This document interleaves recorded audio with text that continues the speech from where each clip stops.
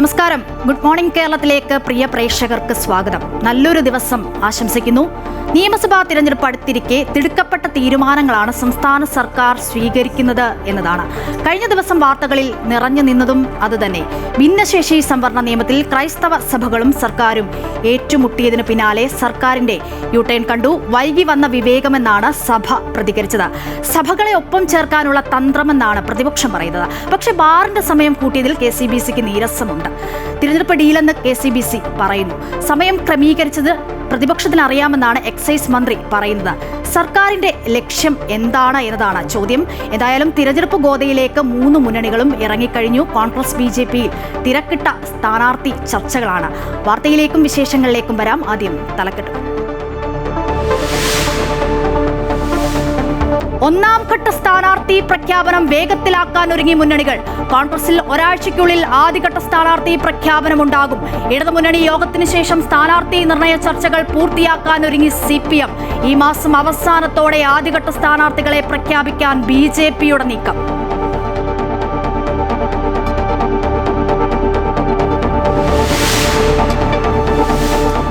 നവകേരള സർവേയിലെ ഹൈക്കോടതി തിരിച്ചടി മറികടക്കാൻ നീക്കങ്ങളുമായി സർക്കാർ സുപ്രീം കോടതിയിൽ. ഹൈക്കോടതി വിധിയിൽ പൊരുത്തക്കേടുകളുണ്ടെന്ന് വാദിച്ച് സർക്കാരിന്റെ അപ്പീൽ. നയപരമായ കാര്യങ്ങളിൽ കോടതികൾക്ക് ഇടപെടാനാകില്ലെന്ന വാദമുയർത്തി സർക്കാർ.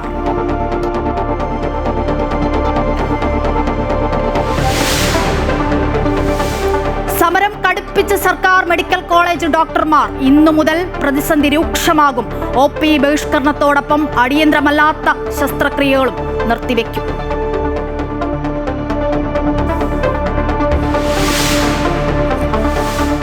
ശബരിമല സ്വർണ്ണക്കൊള്ളക്കേസിൽ ജാമ്യം ലഭിച്ചതിന് പിന്നാലെ തന്ത്രി കണ്ഠരര് രാജീവരെ ചോദ്യം ചെയ്യാനൊരുങ്ങി ED. തന്ത്രിക്ക് ED സമൻസ് അയക്കും. SIT റിപ്പോർട്ട് ഇന്ന് വീണ്ടും ഹൈക്കോടതി പരിഗണിക്കും. ശ്രീകോവിലെ സ്വർണ്ണ സാമ്പിൾ ജംഷഡ്പൂരിലെ ലാബിൽ പരിശോധിക്കുമെന്ന കാര്യം SIT കോടതിയെ അറിയിക്കും. കട്ടിളപ്പാളി കേസിൽ A. പത്മകുമാറിന്റെ ജാമ്യഹർജി ഇന്ന് കോടതിക്ക് മുൻപിൽ.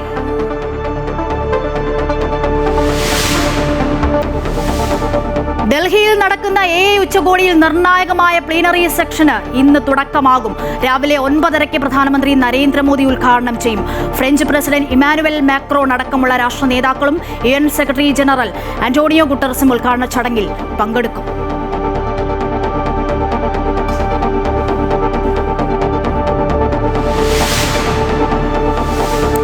T20 ലോകകപ്പിൽ ഇന്ത്യക്ക് 4ാം ജയം. നെതർലാൻഡ്സിനെ തോൽപ്പിച്ചത് 17 റൺസിന്. അഭിഷേക് ശർമ്മ തുടർച്ചയായി 3ാം കളിയിലും 0-ന് പുറത്ത്. ശിവം ദുബായ്ക്ക് അർദ്ധ സെഞ്ചുറി. ഒന്നാം ഘട്ട സ്ഥാനാർത്ഥി പ്രഖ്യാപനം വേഗത്തിലാക്കാൻ മുന്നണികൾ. കോൺഗ്രസിൽ ഒരാഴ്ചയ്ക്കുള്ളിൽ ആദ്യഘട്ട പ്രഖ്യാപനമുണ്ടാകും. തിങ്കളാഴ്ച ചേരുന്ന ഇടതുമുന്നണി യോഗത്തിന് പിന്നാലെ CPMലും സ്ഥാനാർത്ഥി നിർണയ ചർച്ചകൾ പൂർത്തിയാക്കും. ആദ്യഘട്ട സ്ഥാനാർത്ഥികളെ ഈ മാസം അവസാനത്തോടെ പ്രഖ്യാപിക്കാൻ തന്നെയാണ് BJPയുടെ നീക്കം. വിവരങ്ങൾ അൺഫിലിറ്റ് ഡിസൂസ തിരുവനന്തപുരത്തു നിന്നും നൽകും. അൺഫിലിറ്റ്, 3 മുന്നണികളും കൊടുമ്പിരി കൊണ്ടുള്ള ചർച്ചയിലാണ്. കോൺഗ്രസ് അങ്ങനെ ഒരു ഭാഗത്ത് ചർച്ച, ഇടതുമുന്നണി ചർച്ചയിലേക്ക് കടക്കുന്നു. BJPയുടെ ഒരു സാധ്യതാ പട്ടികയൊക്കെ കഴിഞ്ഞ ദിവസം നമ്മൾ കണ്ടു. എങ്ങനെയാണ് ഈ ചർച്ചകൾ ഇപ്പോൾ പുരോഗമിക്കുന്നത്? അശ്വതി, തീർച്ചയായും സ്ഥാനാർത്ഥി നിർണയ ചർച്ചകളിലേക്ക് അതിവേഗത്തിൽ കടക്കുകയാണോ സംസ്ഥാനത്ത് 3 മുന്നണികളും? കാരണം ആദ്യം ആരാണ് പ്രഖ്യാപനം നടത്തി കളം നിറയുക എന്നൊരു മത്സരമാണ് ഇവിടെ നടക്കുന്നത്. തദ്ദേശ തെരഞ്ഞെടുപ്പിൽ കോൺഗ്രസിനെ സംബന്ധിച്ച് കോൺഗ്രസ് ആണ് ആദ്യമേ സ്ഥാനാർത്ഥി നിർണയ ചർച്ചകൾ പൂർത്തിയാക്കി ഒപ്പം തന്നെയും അവർ സ്ഥാനാർത്ഥികളെ പ്രഖ്യാപിക്കുകയും ചെയ്തിരുന്നു. അതുകൊണ്ട് തദ്ദേശ തെരഞ്ഞെടുപ്പിൽ അവർക്ക് അനുകൂലമായൊരു തരംഗം ഉണ്ടാക്കാൻ കഴിഞ്ഞു. ആദ്യമേ തന്നെ കളത്തിലിറങ്ങിക്കഴിഞ്ഞാൽ തെരഞ്ഞെടുപ്പിൽ ഒരു തരംഗം ഉണ്ടാക്കാൻ കഴിയുമെന്നൊരു വിലയിരുത്തലാണ് ഇപ്പോൾ കോൺഗ്രസ്. അതുകൊണ്ടാണ് കോൺഗ്രസ് മറ്റ് 2 മുന്നണികളെ അപേക്ഷിച്ച് ആദ്യമേ ഉഭയകക്ഷി ചർച്ചകൾ അടക്കം തന്നെ കടക്കുന്നത്, ഔദ്യോഗികമായി കടന്നത് പോലും കോൺഗ്രസ് ആയിരുന്നു. കോൺഗ്രസിന്റെ തന്നെയാണ് തെരഞ്ഞെടുപ്പ് സമിതി യോഗങ്ങളൊക്കെ തന്നെ ആദ്യമേ ചേർന്നത്. അപ്പോൾ ഏറ്റവും ആദ്യം സ്ഥാനാർത്ഥികളെ തീരുമാനിക്കുക, 1ാം ഘട്ട പദ്ധതി, അതായത് 1ാം ഘട്ട പട്ടിക ഔദ്യോഗികമായി പ്രഖ്യാപിക്കാനുള്ള നീക്കം കോൺഗ്രസിന്റെ ഭാഗത്ത് നടക്കുന്നു. അടുത്ത ആഴ്ച, അതായത് കൃത്യമായി പറഞ്ഞാൽ ഈ ഫെബ്രുവരി 25-നുള്ളിൽ തന്നെയും 1ാം ഘട്ട സ്ഥാനാർത്ഥികളെ പ്രഖ്യാപിക്കാനാണ് ഇപ്പോൾ കോൺഗ്രസിന്റെ തീരുമാനം. കേന്ദ്രത്തിൽ നിന്ന്, അതായത് ഹൈക്കമാൻഡിൽ നിന്ന് കോൺഗ്രസിന് നിർദ്ദേശം നൽകിയിരിക്കുന്നത് അങ്ങനെയാണ്. എത്രയും വേഗം സ്ഥാനാർത്ഥി പട്ടികയെ പ്രഖ്യാപിച്ച് കളത്തിലേക്ക് ഇറങ്ങുക എന്നൊരു നിർദ്ദേശമാണ് കേന്ദ്രത്തിൽ നിന്ന് സംസ്ഥാന ഘടകത്തിന് നൽകിയിരിക്കുന്നത്. മാത്രമല്ല, നേരത്തെ തീരുമാനിച്ചത് പ്രതിപക്ഷ നേതാവ് നയിക്കുന്ന യാത്ര, ആ യാത്ര മാർച്ച് 6 ആകുമ്പോഴാണ് സമാപിക്കുന്നത്. ആ മാർച്ച് 6-ന് സമാപിക്കുന്ന ആ വേളയിൽ അതോടനുബന്ധിച്ച് പ്രഖ്യാപനം നടത്തിയാൽ മതിയെന്നായിരുന്നുവെങ്കിൽ ഇപ്പോൾ കുറച്ചുകൂടി വേഗത്തിലാക്കാനൊക്കെ തീരുമാനിച്ചിരിക്കുകയാണ്. ഈ 1ാം ഘട്ട സ്ഥാനാർത്ഥി പട്ടിക എന്ന് പറയുമ്പോൾ കോൺഗ്രസ് ഉദ്ദേശിക്കുന്നത് സിറ്റിംഗ് MLA-മാരുടെ പ്രഖ്യാപനവും ഒപ്പം തന്നെയും SC/ST മണ്ഡലങ്ങളിലെ സംവരണ മണ്ഡലങ്ങളിലെ സ്ഥാനാർത്ഥികളുടെ പ്രഖ്യാപനം, അതോടൊപ്പം തന്നെയും ഈ ചില പ്രമുഖരുടെ കാര്യത്തിൽ അവർ ഏതൊക്കെ മണ്ഡലങ്ങളിൽ നിൽക്കണം എന്ന കാര്യത്തിലുള്ള ചില തർക്കങ്ങളും ചില ആശയക്കുഴപ്പങ്ങളും പാർട്ടിക്കുള്ളിലുണ്ട്. അതോടൊപ്പം MP-മാരിൽ ആരെങ്കിലുമൊക്കെ മത്സര രംഗത്തേക്ക് വരേണ്ടതുണ്ടോ എന്ന ചില ചോദ്യങ്ങൾ പല കോണുകളിൽ നിന്ന് ഉയരുന്നു. ഹൈക്കമാൻഡ് MP-മാർ മത്സരിക്കേണ്ടതില്ല നിർദ്ദേശമുണ്ടെങ്കിൽ പോലും ചില MP-മാരുടെ പേരുകൾ പറഞ്ഞു കേൾക്കുന്നുണ്ട്. അപ്പോൾ ഇതൊക്കെ 1ാം ഘട്ട സ്ഥാനാർത്ഥി പ്രഖ്യാപനത്തിൽ ഉണ്ടാകുമെന്നും പ്രതീക്ഷിക്കുകയാണ്. ചില പ്രമുഖ സ്ഥാനാർത്ഥികളെന്ന് പറയുമ്പോൾ ഇപ്പോൾ K. മുരളീധരൻ വട്ടിയൂർക്കാവ്, ഒപ്പം തന്നെയും കഴിഞ്ഞ തവണ പരാജയപ്പെട്ടു പോയ K. മുരളീധരനെ പോലെ കഴിഞ്ഞ തവണ നിയമസഭാ തെരഞ്ഞെടുപ്പിൽ നിന്ന് പരാജയപ്പെട്ടു പോയ ചില വ്യക്തികളുണ്ട്, പ്രമുഖരായ നേതാക്കന്മാരുണ്ട്. ആ നേതാക്കന്മാരുടെ ചുറ്റിപ്പറ്റിയുള്ള അവർ ഏതൊക്കെ മണ്ഡലങ്ങളിലാണ് അവരെ ഉറപ്പിക്കുക, അത്തരം ചർച്ചകളൊക്കെ തന്നെ ഇപ്പോൾ വളരെ സജീവമായി നടക്കുന്നുണ്ട്. അതിനപ്പുറത്തേക്ക് ചില മുതിർന്ന നേതാക്കൾ മത്സരിക്കണമോ എന്നുള്ള ചർച്ചകളൊക്കെ നടക്കുന്നു. ഇതൊക്കെയാണ് മിക്കവാറും ഈ ഫെബ്രുവരി 25-ന് അല്ലെങ്കിൽ അടുത്ത ആഴ്ച പ്രഖ്യാപിക്കുന്ന 1ാം ഘട്ട സ്ഥാനാർത്ഥി പട്ടികയിൽ ഇവരൊക്കെ തന്നെ ഇടം പിടിക്കുമെന്നാണ് പ്രതീക്ഷിക്കുന്നത്. അതോടൊപ്പം തന്നെ ഇടതുമുന്നണി യോഗം വളരെ സജീവമായി ഇടതുമുന്നണിയും ചർച്ച നടക്കുകയാണ്. 23, അതായത് തിങ്കളാഴ്ചയാണ് ഇടതുമുന്നണി യോഗം, തെരഞ്ഞെടുപ്പ്, അതായത് ഘടകകക്ഷികളുമായി സീറ്റ് നിർണ്ണയ ചർച്ചകളൊക്കെ തന്നെയും തീരുമാനിക്കുന്ന ഒരു ഇടതുമുന്നണി യോഗത്തിൻ്റെ തുടക്കം, ഔദ്യോഗികമായ തുടക്കം ഈ വരുന്ന തിങ്കളാഴ്ചയാണ്. അത് ഇടതുമുന്നണി യോഗം ചേർന്ന ശേഷം ഓരോ കക്ഷികളും പ്രത്യേകം യോഗം ചെയ്തിട്ട് നമ്മളെ എല്ലാവരും കാത്തിരിക്കുന്നത് CPM-ഉം CPI-യും കേരള കോൺഗ്രസും ഒക്കെ തന്നെയാണ്. CPM ഈ ഇടതുമുന്നണി യോഗത്തിന് തൊട്ട് പിന്നാലെ തന്നെ CPM-ന്റെ യോഗം ചേരുന്നു. ചർച്ചകളൊക്കെ തന്നെയും, അതായത് നിർദ്ദേശം, ഈ CPM-നെ സംബന്ധിച്ച് അതൊരു ഘട്ടമായ സ്ഥാനാർത്ഥി പ്രഖ്യാപനം സ്വാഭാവികം ഉണ്ടാവുകയില്ല. ഒരുമിച്ചുള്ളൊരു പ്രഖ്യാപനമായിരിക്കും ഏറെക്കുറെ പ്രതീക്ഷിക്കുന്നത്. എല്ലാ തവണയും അതുപോലെ തന്നെയാണ് ഏറെക്കുറെ പ്രതീക്ഷിക്കുന്നത്. എവിടെയെങ്കിലുമൊക്കെ തർക്കമുണ്ടെങ്കിൽ മാത്രമായിരിക്കും അത് അടുത്ത ഘട്ടത്തിലേക്ക് മാറ്റിവെക്കുന്നത്. സാധാരണ ഇതിൽ ഒരുമിച്ചൊരു പ്രഖ്യാപനം ഉണ്ടാകും. ഇപ്പോൾ ഏറെക്കുറെ അന്തിമമായ ഒരു തീരുമാനം എന്ന രീതിയിലേക്ക് എത്തുന്നത് ജില്ലാ ഘടകങ്ങൾക്ക് അയക്കുന്നു. ജില്ലാ ഘടകങ്ങളിൽ നിന്നുള്ള മറ്റെന്തെങ്കിലും നിർദ്ദേശങ്ങൾ വരികയാണെങ്കിൽ അത് ക്രോഡീകരിച്ച് സംസ്ഥാന സെക്രട്ടേറിയറ്റ് കൂടുന്നു. സംസ്ഥാന കമ്മിറ്റി ചേർന്ന അന്തിമ തീരുമാനമായ ശേഷം പ്രഖ്യാപനം. അത് ഈ തിങ്കളാഴ്ചത്തെ ഇടതുമുന്നണി യോഗത്തിന് ശേഷം പിന്നീടുള്ളതൊക്കെ വളരെ വേഗത്തിൽ തന്നെയും നടപടിക്രമങ്ങൾ പൂർത്തിയാക്കി പ്രഖ്യാപിക്കാൻ തന്നെയാണ് CPM-ന്റെയും തീരുമാനം. അവിടെയും തന്നെയും ഏതൊക്കെ ടൈം വ്യവസ്ഥകളൊക്കെ തന്നെയും ഇത്തവണ കർശനമാക്കേണ്ടതില്ല, ചിലർക്കൊക്കെ ഇളവുകൾ നൽകാം. അത്തരം ചർച്ചകളൊക്കെ ഇതിനോട് തന്നെ പൂർത്തിയായി കഴിഞ്ഞിരിക്കുകയാണ്. എന്തായാലും വളരെ വേഗത്തിൽ തന്നെ സ്ഥാനാർത്ഥി പ്രഖ്യാപനവുമായി കളത്തിലിറങ്ങാൻ CPM-ഉം CPI-യും ഒപ്പം ഇടതുമുന്നണിയിലെ എല്ലാ കക്ഷി നേതാക്കളും രംഗത്തെത്തിയിട്ടുണ്ട്. ഏറ്റവും BJP ആണ്, കാരണം BJPയെ സംബന്ധിച്ച് ഏറ്റവും ക്രൂഷ്യലാണ്, BJPക്ക് ഏറെ പ്രതീക്ഷയുള്ളതാണ്. ഇതിനോടകം തന്നെ നമുക്കറിയാം 30 പേരടങ്ങുന്ന ഒരു സ്ഥാനാർത്ഥി പട്ടികയൊക്കെ ഏറെക്കുറെ അവർ ചർച്ച ചെയ്ത് തീരുമാനിച്ചൊക്കെ വെച്ചിരിക്കുകയാണ്. അടുത്ത മാസത്തിലേക്ക് കടക്കേണ്ടതില്ല. ഈ മാസം അവസാനത്തോടുകൂടി ഒരുപക്ഷെ ആദ്യഘട്ട പ്രഖ്യാപനം BJPയുടെ ഭാഗത്തുനിന്നുണ്ടാകും. കേന്ദ്രമാണ് പ്രഖ്യാപിക്കുന്നത്. പക്ഷേ അത്തരം ചർച്ചകളും പട്ടികകളും പാനലും ഒക്കെ ഇവിടെ നിന്ന് കേന്ദ്രത്തിലേക്ക് പോയി കഴിഞ്ഞു. ചർച്ചകളൊക്കെ നടന്നു. കേന്ദ്രത്തിൻ്റെ നിരീക്ഷകർ ഇവിടെയുണ്ട്. കേന്ദ്രത്തിൻ്റെ ദേശീയ ജനറൽ സെക്രട്ടറി വിനോദ് താവഡെ, ഒപ്പം തന്നെ സംസ്ഥാനത്തിലെ പ്രഭാരിമാരാണ് ശോഭാ കരന്ദലജെ, പ്രകാശ് ജാവ്ദേക്കർ അടക്കം ഈ 3 പേരുടെ നേതൃത്വത്തിലാണ് കേരളത്തിലെ തെരഞ്ഞെടുപ്പുമായി ബന്ധപ്പെട്ട് സ്ഥാനാർത്ഥി നിർണ്ണയ ചർച്ചകൾക്കൊക്കെ ഇത്രയും ചുക്കാൻ പിടിക്കുന്നത്. ഈ 3 കേന്ദ്ര നിരീക്ഷകരായിരിക്കുന്ന 3 പേരാണ്. ഇവരുടെ തന്നെ നേതൃത്വത്തിൽ തന്നെയാണ് ചർച്ചകളൊക്കെ പുരോഗമിക്കുന്നത്.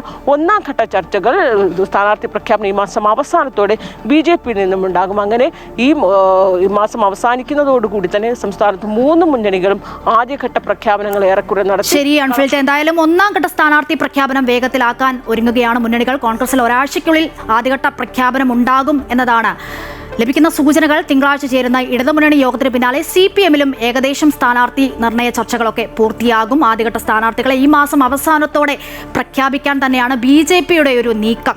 കണ്ടുവരുന്ന വിവരങ്ങളാണ് തിരുവനന്തപുരത്ത് നിന്ന് മൺഫിലിറ്റ് ഡിസൂസ നൽകിയത്. ഇനി നമുക്ക് ശബരിമല സ്വർണ്ണക്കൊള്ള കേസുമായി ബന്ധപ്പെട്ട് തന്ത്രി കണ്ഠർ രാജീവരെ ED ഉടൻ ചോദ്യം ചെയ്യുമെന്നതാണ് അറിയാൻ കഴിയുന്നത്. SIT രജിസ്റ്റർ ചെയ്ത കേസിൽ തന്ത്രിക്ക് ജാമ്യം ലഭിച്ചതിന് പിന്നാലെയാണ് സമൻസ് അയക്കുന്നത്. കേസുമായി ബന്ധപ്പെട്ട് നേരത്തെ മുരാരി ബാബു അടക്കമുള്ള ഉൾപ്പെടെയുള്ളവരെ ഇഡി ചോദ്യം ചെയ്തിരുന്നു. അതേസമയം ശബരിമല സ്വർണ്ണക്കൊള്ള കേസിൽ SIT റിപ്പോർട്ട് ഇന്ന് വീണ്ടും ഹൈക്കോടതി പരിഗണിക്കും. ശ്രീകോവിലെ സ്വർണ്ണ സാമ്പിൾ പരിശോധന ജംഷഡ്പൂരിലെ ലാബിൽ പരിശോധിക്കുമെന്ന കാര്യം SIT കോടതിയെ അറിയിക്കുന്നുണ്ട്. വിവരങ്ങളുമായി കിരൺ കുമാർ ചേരുന്നുണ്ട് കൊച്ചിയിൽ നിന്നും. കിരൺ, നമ്മൾ ഇന്നലെ തന്ത്രിയുടെ ഒരു ജാമ്യം കിട്ടി പുറത്തേക്ക് വരുന്നത് കണ്ടു. സ്വാഭാവിക ജാമ്യമല്ല, തെളിവുകൾ ഇല്ല എന്നതാണ് കോടതി വ്യക്തമാക്കിയത്. അപ്പോൾ SITക്ക് പരാജയം സംഭവിച്ചോ എന്നുള്ള ചോദ്യങ്ങളുണ്ട്. മതിയായ തെളിവുകൾ ഹാജരാക്കാൻ SITക്ക് കഴിഞ്ഞില്ലേ എന്ന ചോദ്യമുണ്ട്. SIT ഇന്ന് എന്തൊക്കെ കാര്യങ്ങളായിരിക്കും ഹൈക്കോടതിയെ അറിയിക്കുക?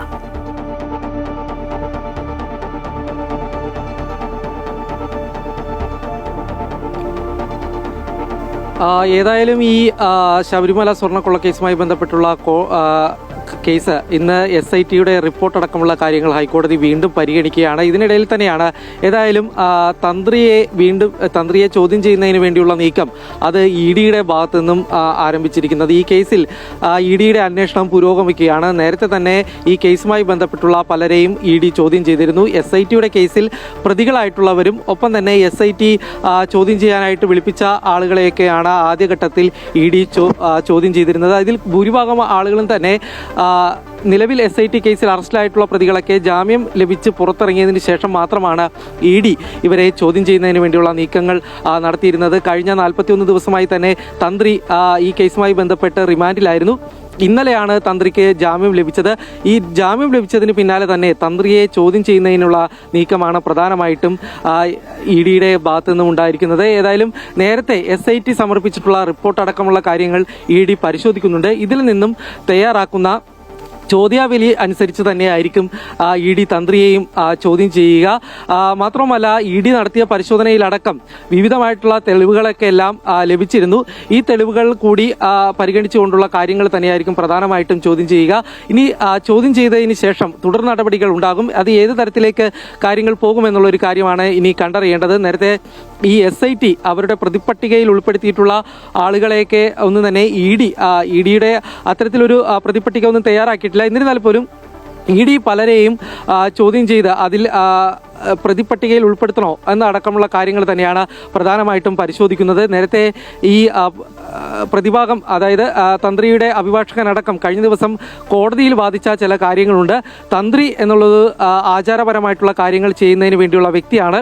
മറ്റ് ഭരണകാര്യങ്ങളിലേക്ക് തന്ത്രിക്ക് ഇടപെടാൻ കഴിയില്ല. ഈ സ്വർണ്ണക്കൊള്ള നടക്കുമ്പോൾ പോലും അദ്ദേഹം ഈ ദേവന്റെ അനുമതി നൽകുക മാത്രമാണ് ചെയ്തിട്ടുള്ളത്. മറ്റ് കാര്യങ്ങളൊക്കെ തീരുമാനിച്ചിട്ടുള്ളത് അത് ദേവസ്വം ബോർഡാണ് എന്നുള്ളൊരു കാര്യം തന്നെയായിരുന്നു ഈ പ്രതിഭാഗം അഭിഭാഷകർ നേരത്തെ കോടതിയിൽ വാദിച്ചിരുന്നത്.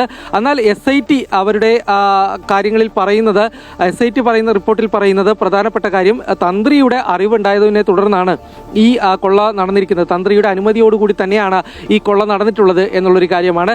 ഏതായാലും അത്തരത്തിലൊരു നിഗമനത്തിലേക്ക് ED കടക്കുന്നില്ല എന്ന് തന്നെയാണ് മനസ്സിലാക്കാൻ സാധിക്കുന്നത്. ആദ്യഘട്ടത്തിൽ ഏതായാലും ചോദ്യം ചെയ്യും. നേരത്തെ ഈ അഡ്മിനിസ്ട്രേറ്റീവ് ഓഫീസറായിട്ടുള്ള ജയശ്രീ, ഒപ്പം തന്നെ മുരാരി ബാബു അടക്കമുള്ള ആളുകളെയൊക്കെ ED ചോദ്യം ചെയ്തതാണ്. കഴിഞ്ഞ ദിവസമാണ് നടൻ ജയറാം അടക്കമുള്ള ആളുകളെയും ED ചോദ്യം ചെയ്തത്. ഏതായാലും ജാമ്യം ലഭിച്ച് പുറത്ത് ഇറങ്ങിയതോടുകൂടി തന്നെ തന്ത്രിയെയും വരും ദിവസങ്ങളിൽ നോട്ടീസ് നൽകി വിളിച്ചു വരുത്താൻ തന്നെയാണ് EDയുടെ ഭാഗത്തു നിന്നുള്ള നീക്കം. തീർച്ചയായും ശബരിമല സ്വർണ്ണക്കൊള്ള കേസിൽ തന്ത്രി കണ്ഠരര് രാജീവരെ ED ഉടൻ ചോദ്യം ചെയ്യാനാണ് സാധ്യത. SIT രജിസ്റ്റർ ചെയ്ത കേസിൽ തന്ത്രിക്ക് ജാമ്യം ലഭിച്ചതിന് പിന്നാലെയാണ് ഈ സമൻസ് അയക്കുന്നത്. കേസുമായി ബന്ധപ്പെട്ട് നേരത്തെയൊക്കെ മുരാരി ബാബുവിനെ അടക്കം ഉള്ളവരെ ED ചോദ്യം ചെയ്തിരുന്നു എന്നുള്ളതാണ്. എന്തായാലും സ്വർണ്ണക്കൊള്ള കേസിൽ പുതിയ റിപ്പോർട്ട് SIT ഇന്ന് ഹൈക്കോടതിയിൽ നൽകും എന്നതാണ് മനസ്സിലാക്കാൻ കഴിയുന്ന വിവരങ്ങളാണ് കൊച്ചിയിൽ നിന്നും കിരൺ കുമാർ നൽകിയത്. മറ്റു വാർത്തകൾ നോക്കാം. ശബരിമല സ്വർണ്ണ കവർച്ചാ കേസിൽ ദേവസ്വം ബോർഡ് മുൻ പ്രസിഡന്റ് A. പത്മകുമാറിന്റെ ജാമ്യ ഹർജി വിജിലൻസ് കോടതി ഇന്ന് പരിഗണിക്കും. കട്ടളപ്പാളി കേസിൽ സ്വാഭാവിക ജാമ്യം തേടിയാണ് പത്മകുമാർ ജാമ്യ ഹർജി സമർപ്പിച്ചത്. കഴിഞ്ഞ നവംബർ 20-ാം തീയതിയാണ് ശബരിമല സ്വർണ്ണ കവർച്ചാ കേസിൽ A. പത്മകുമാർ അറസ്റ്റിലാകുന്നത്. കട്ടളപ്പാളി കേസിൽ അറസ്റ്റിലായി റിമാൻഡ് കാലാവധി 90 ദിവസം പൂർത്തിയായതോടെയാണ് സ്വാഭാവിക ജാമ്യം തേടി വിജിലൻസ് കോടതിയെ സമീപിച്ചത്. SIT കുറ്റപത്രം സമർപ്പിക്കാത്തതിനാൽ ജാമ്യം ലഭിക്കാനാണ് സാധ്യത. അതേസമയം കട്ടളപ്പാളി കേസിൽ ജാമ്യം ലഭിച്ചാലും ദ്വാരപാലക ശില്പക്കേസിൽ റിമാൻഡ് തുടരുന്നതിനാൽ ജയിൽ മോചിതനാകില്ല. സംസ്ഥാനത്തെ മെഡിക്കൽ കോളേജുകളുടെ പ്രവർത്തനം ഇന്നു മുതൽ കടുത്ത പ്രതിസന്ധിയിലാകും. അനിശ്ചിതകാല OP ബഹിഷ്കരണ സമരത്തിനൊപ്പം ഇന്നു മുതൽ മെഡിക്കൽ കോളേജ് ഡോക്ടർമാർ അടിയന്തരമല്ലാത്ത ശസ്ത്രക്രിയകളും നിർത്തിവെക്കും. സെക്രട്ടേറിയറ്റിന് മുൻപിൽ KGM-CTA ഇന്ന് ധർണ നടക്കുന്നുണ്ട്. സീനിയർ ഡോക്ടർമാർക്ക് പിന്തുണയുമായി PG വിദ്യാർത്ഥികളും പണിമുടക്കും. വിവരങ്ങളുമായി കോഴിക്കോട് നിന്നും രാകേഷ് കൂടി ചേരുകയാണ്. രാകേഷ്, വലിയ പ്രതിസന്ധിയാണ് കഴിഞ്ഞ ദിവസങ്ങളിലൊക്കെ കണ്ടത്. ഇന്ന് അത് കൂടുതൽ കടുപ്പിക്കുകയാണല്ലോ. ഡോക്ടർമാർ എന്തെങ്കിലും സമവായം ഉണ്ടാകുമെന്ന പ്രതീക്ഷയുണ്ടോ?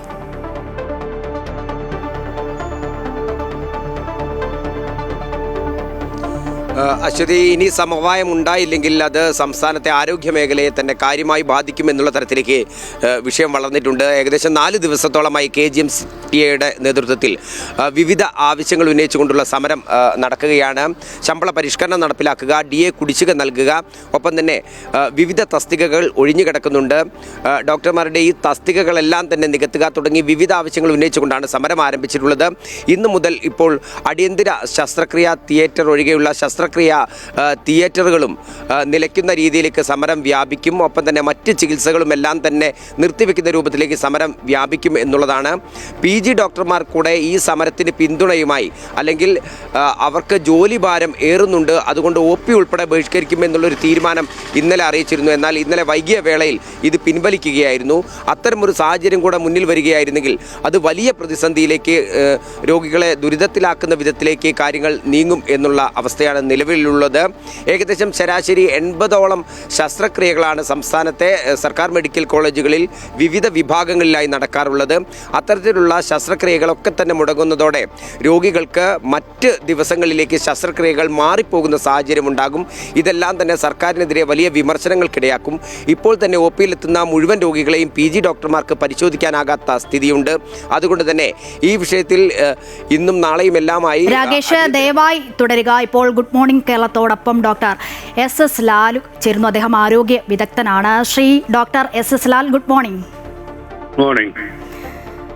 എന്തായാലും ഇന്നിപ്പോൾ ഡോക്ടർമാരുടെ സമരം കൂടുതൽ കടുപ്പത്തിലേക്ക് പോകുകയാണ്. താങ്കൾ അതിനെ എങ്ങനെയാണ് നോക്കിക്കാണുന്നത്? ഒപ്പം ഈ അടിയന്തരമല്ലാത്ത ശസ്ത്രക്രിയകളൊക്കെ നിർത്തിവെക്കുമെന്ന് കടുത്ത തീരുമാനത്തിലേക്ക് കടക്കുകയാണ്. ഒപ്പം KGM-CTA ധർണയൊക്കെ നടക്കുന്നു. അവരുടെ ആവശ്യങ്ങളൊക്കെ ന്യായമാണോ? ഇതുകൊണ്ടൊക്കെ വലയുന്നത് രോഗികളാണ് എന്നുള്ളതാണ് ഏറ്റവും പ്രധാന കാര്യം. ഈ മെഡിക്കൽ രംഗത്ത് സമരം ഉണ്ടാകുമ്പോൾ ബുദ്ധിമുട്ടുന്ന രോഗികളാണ്, പാവപ്പെട്ട രോഗികളാണ്. അത് യാതൊരു സംശയവുമില്ല. അപ്പൊ അതുകൊണ്ടാണ് ഒരു സർക്കാരും മെഡിക്കൽ രംഗത്ത് സമരം ഉണ്ടാകാൻ അനുവദിക്കില്ല. ഇപ്പോ ഒരു സുപ്രഭാതത്തിലുള്ള മിന്നൽ പണിമുടക്കല്ല, മാസങ്ങളായി വർഷങ്ങളായി ചർച്ച ചെയ്യുന്ന വിഷയങ്ങൾ അത് പരിഹരിച്ചു കൊടുക്കാതെ വരുമ്പോൾ ഉണ്ടാകുന്ന ഒരു സമര മുന്നറിയിപ്പാണ്. അല്ലെങ്കിൽ സമരത്തിലേക്ക് കടക്കുമെന്ന്, പൂർണ്ണമായും കടക്കുമെന്നുള്ള KGM-CTA അറിയിപ്പാണ് വന്നിരിക്കുന്നത്. അല്ലെങ്കിൽ ചെറിയ ചെറിയ സമര പരിപാടികൾ നടക്കുകയാണ്, ധർണയൊക്കെ. അപ്പൊ അതൊരു സർക്കാരിന്റെ പരാജയമാണ്. അതിപ്പോ അധ്യാപകർ മാത്രമല്ല, ആരോഗ്യരംഗത്ത് പലരും സമരത്തിലാണ്. ആശാവർക്കർമാർ തുടങ്ങി, പിന്നെ ആരോഗ്യ വകുപ്പിലെ സമരം, നമ്മുടെ ആരോഗ്യ വകുപ്പിലെ ഡോക്ടർമാരുണ്ട്, പിന്നെ മെഡിക്കൽ കോളേജ്, എല്ലായിടത്തും ഈ സമരം എത്തുന്നത് അതൊരു ഗവൺമെന്റിന്റെ പ്രവർത്തനങ്ങളിലെ വൈകല്യങ്ങളാണ് കാണിക്കുന്നത്. അവർ ഉന്നയിക്കുന്ന വിഷയങ്ങൾ വളരെ പ്രധാനമാണ്. അത് രോഗികളെയും കൂടെ ബാധിക്കുന്നതാണ്. ഇപ്പോൾ മെഡിക്കൽ കോളേജുകൾ, പുതിയ മെഡിക്കൽ കോളേജിൽ വരുമ്പോൾ, അല്ലെങ്കിൽ മെഡിക്കൽ കോളേജുകളിൽ മെഡിക്കൽ കൗൺസിലിന്റെ അല്ലെങ്കിൽ നമ്മുടെ ഈ പരിശോധനയ്ക്കൊക്കെ വരുമ്പോഴത്തേക്ക് തസ്തികകളില്ലാത്തതുകൊണ്ട് ഒരു മെഡിക്കൽ കോളേജിലുള്ള കുറെ പേരെ അടുത്ത സ്ഥലത്തേക്ക് അങ്ങ് തൽക്കാലത്തേക്ക് ട്രാൻസ്ഫർ ചെയ്യുക, അവിടെ ആൾമാറാട്ടത്തിന് വിടുക, ഇത്തരം കാര്യങ്ങളൊക്കെ കേരളത്തിൽ നടക്കും. ഇതൊരു ലജ്ജാകരമാണ്, നമുക്ക് പുറത്തു പറയുന്ന നടക്കുകയാണ്. അപ്പൊ ഈ മെഡിക്കൽ കോളേജിൽ സ്ഥിരമായിട്ട് ജോലി ചെയ്തുകൊണ്ടിരിക്കുന്ന ഡോക്ടർമാര് ഒരു സുപ്രഭാതത്തിൽ വേറെ എവിടേക്കെങ്കിലും പറിച്ചു നേടുക. അപ്പൊ അത് രണ്ടു തരത്തിലാണ് ബാധിക്കും. രോഗികളെയും ബാധിക്കും, മെഡിക്കൽ വിദ്യാഭ്യാസത്തിനെയും ബാധിക്കും. ഇതുപോലത്തെ വലിയ വിഷയങ്ങൾ ഇപ്പോൾ തിരുവനന്തപുരം മെഡിക്കൽ കോളേജിൽ, ഞാൻ പഠിച്ച കോളേജും കൂടിയാണ്. അപ്പോൾ കോവിഡ് സമയത്ത് 1200 പുതിയ സ്റ്റാഫിനെ വേണമെന്ന് അവിടുത്തെ സൂപ്രണ്ടുമാരൊക്കെ പറഞ്ഞിട്ട് ഒരാളെ പോയി നിയമിച്ചില്ല. മെഡിക്കൽ കോളേജുകളിലെ നിയമനം വലിയ പ്രശ്നമാണ്. തിരുവനന്തപുരം മെഡിക്കൽ കോളേജിൽ തന്നെ 700 കാർഡിയോളജി രോഗികളൊക്കെ ഒരു ദിവസം വരാറ്. ചിലപ്പോൾ 1-2 പേര് ഡോക്ടർമാർ ഒറ്റയ്ക്കാണ് നോക്കുന്നത്. മെഡിക്കൽ കോളേജ് ചെന്ന് കഴിഞ്ഞാൽ പല സർക്കാർ ആശുപത്രികളിൽ ഇതുപോലെ തന്നെയാണ്. വലിയ രോഗികളുടെ വലിയ തിരക്കാണ്. ഈ ഏറ്റവും പ്രധാനപ്പെട്ട ആശുപത്രികളായ സെന്റേഴ്സ് ഓഫ് എക്സലൻസ് ആയിരിക്കേണ്ട ആശുപത്രികളിൽ ഒരു കട്ടിൽ 2 പേര് കിടക്കുക രോഗികൾ, താഴെയും പിന്നെ ഒരു കട്ടിൽ 3-4 പേരാണ്. ഇത്തരം പ്രശ്നങ്ങളാണ് ഈ KGMCT ഉന്നയിക്കുന്നത്. വിദ്യാർത്ഥികളുടെ കാര്യത്തിൽ നോക്കുകയാണെങ്കിൽ തിരുവനന്തപുരം മെഡിക്കൽ കോളേജിന്റെ ഉദാഹരണത്തിന് ഞാൻ പറയാം. എനിക്ക് ഏറ്റവും അടുത്തറിയാവുന്ന കോളേജായിരുന്നു.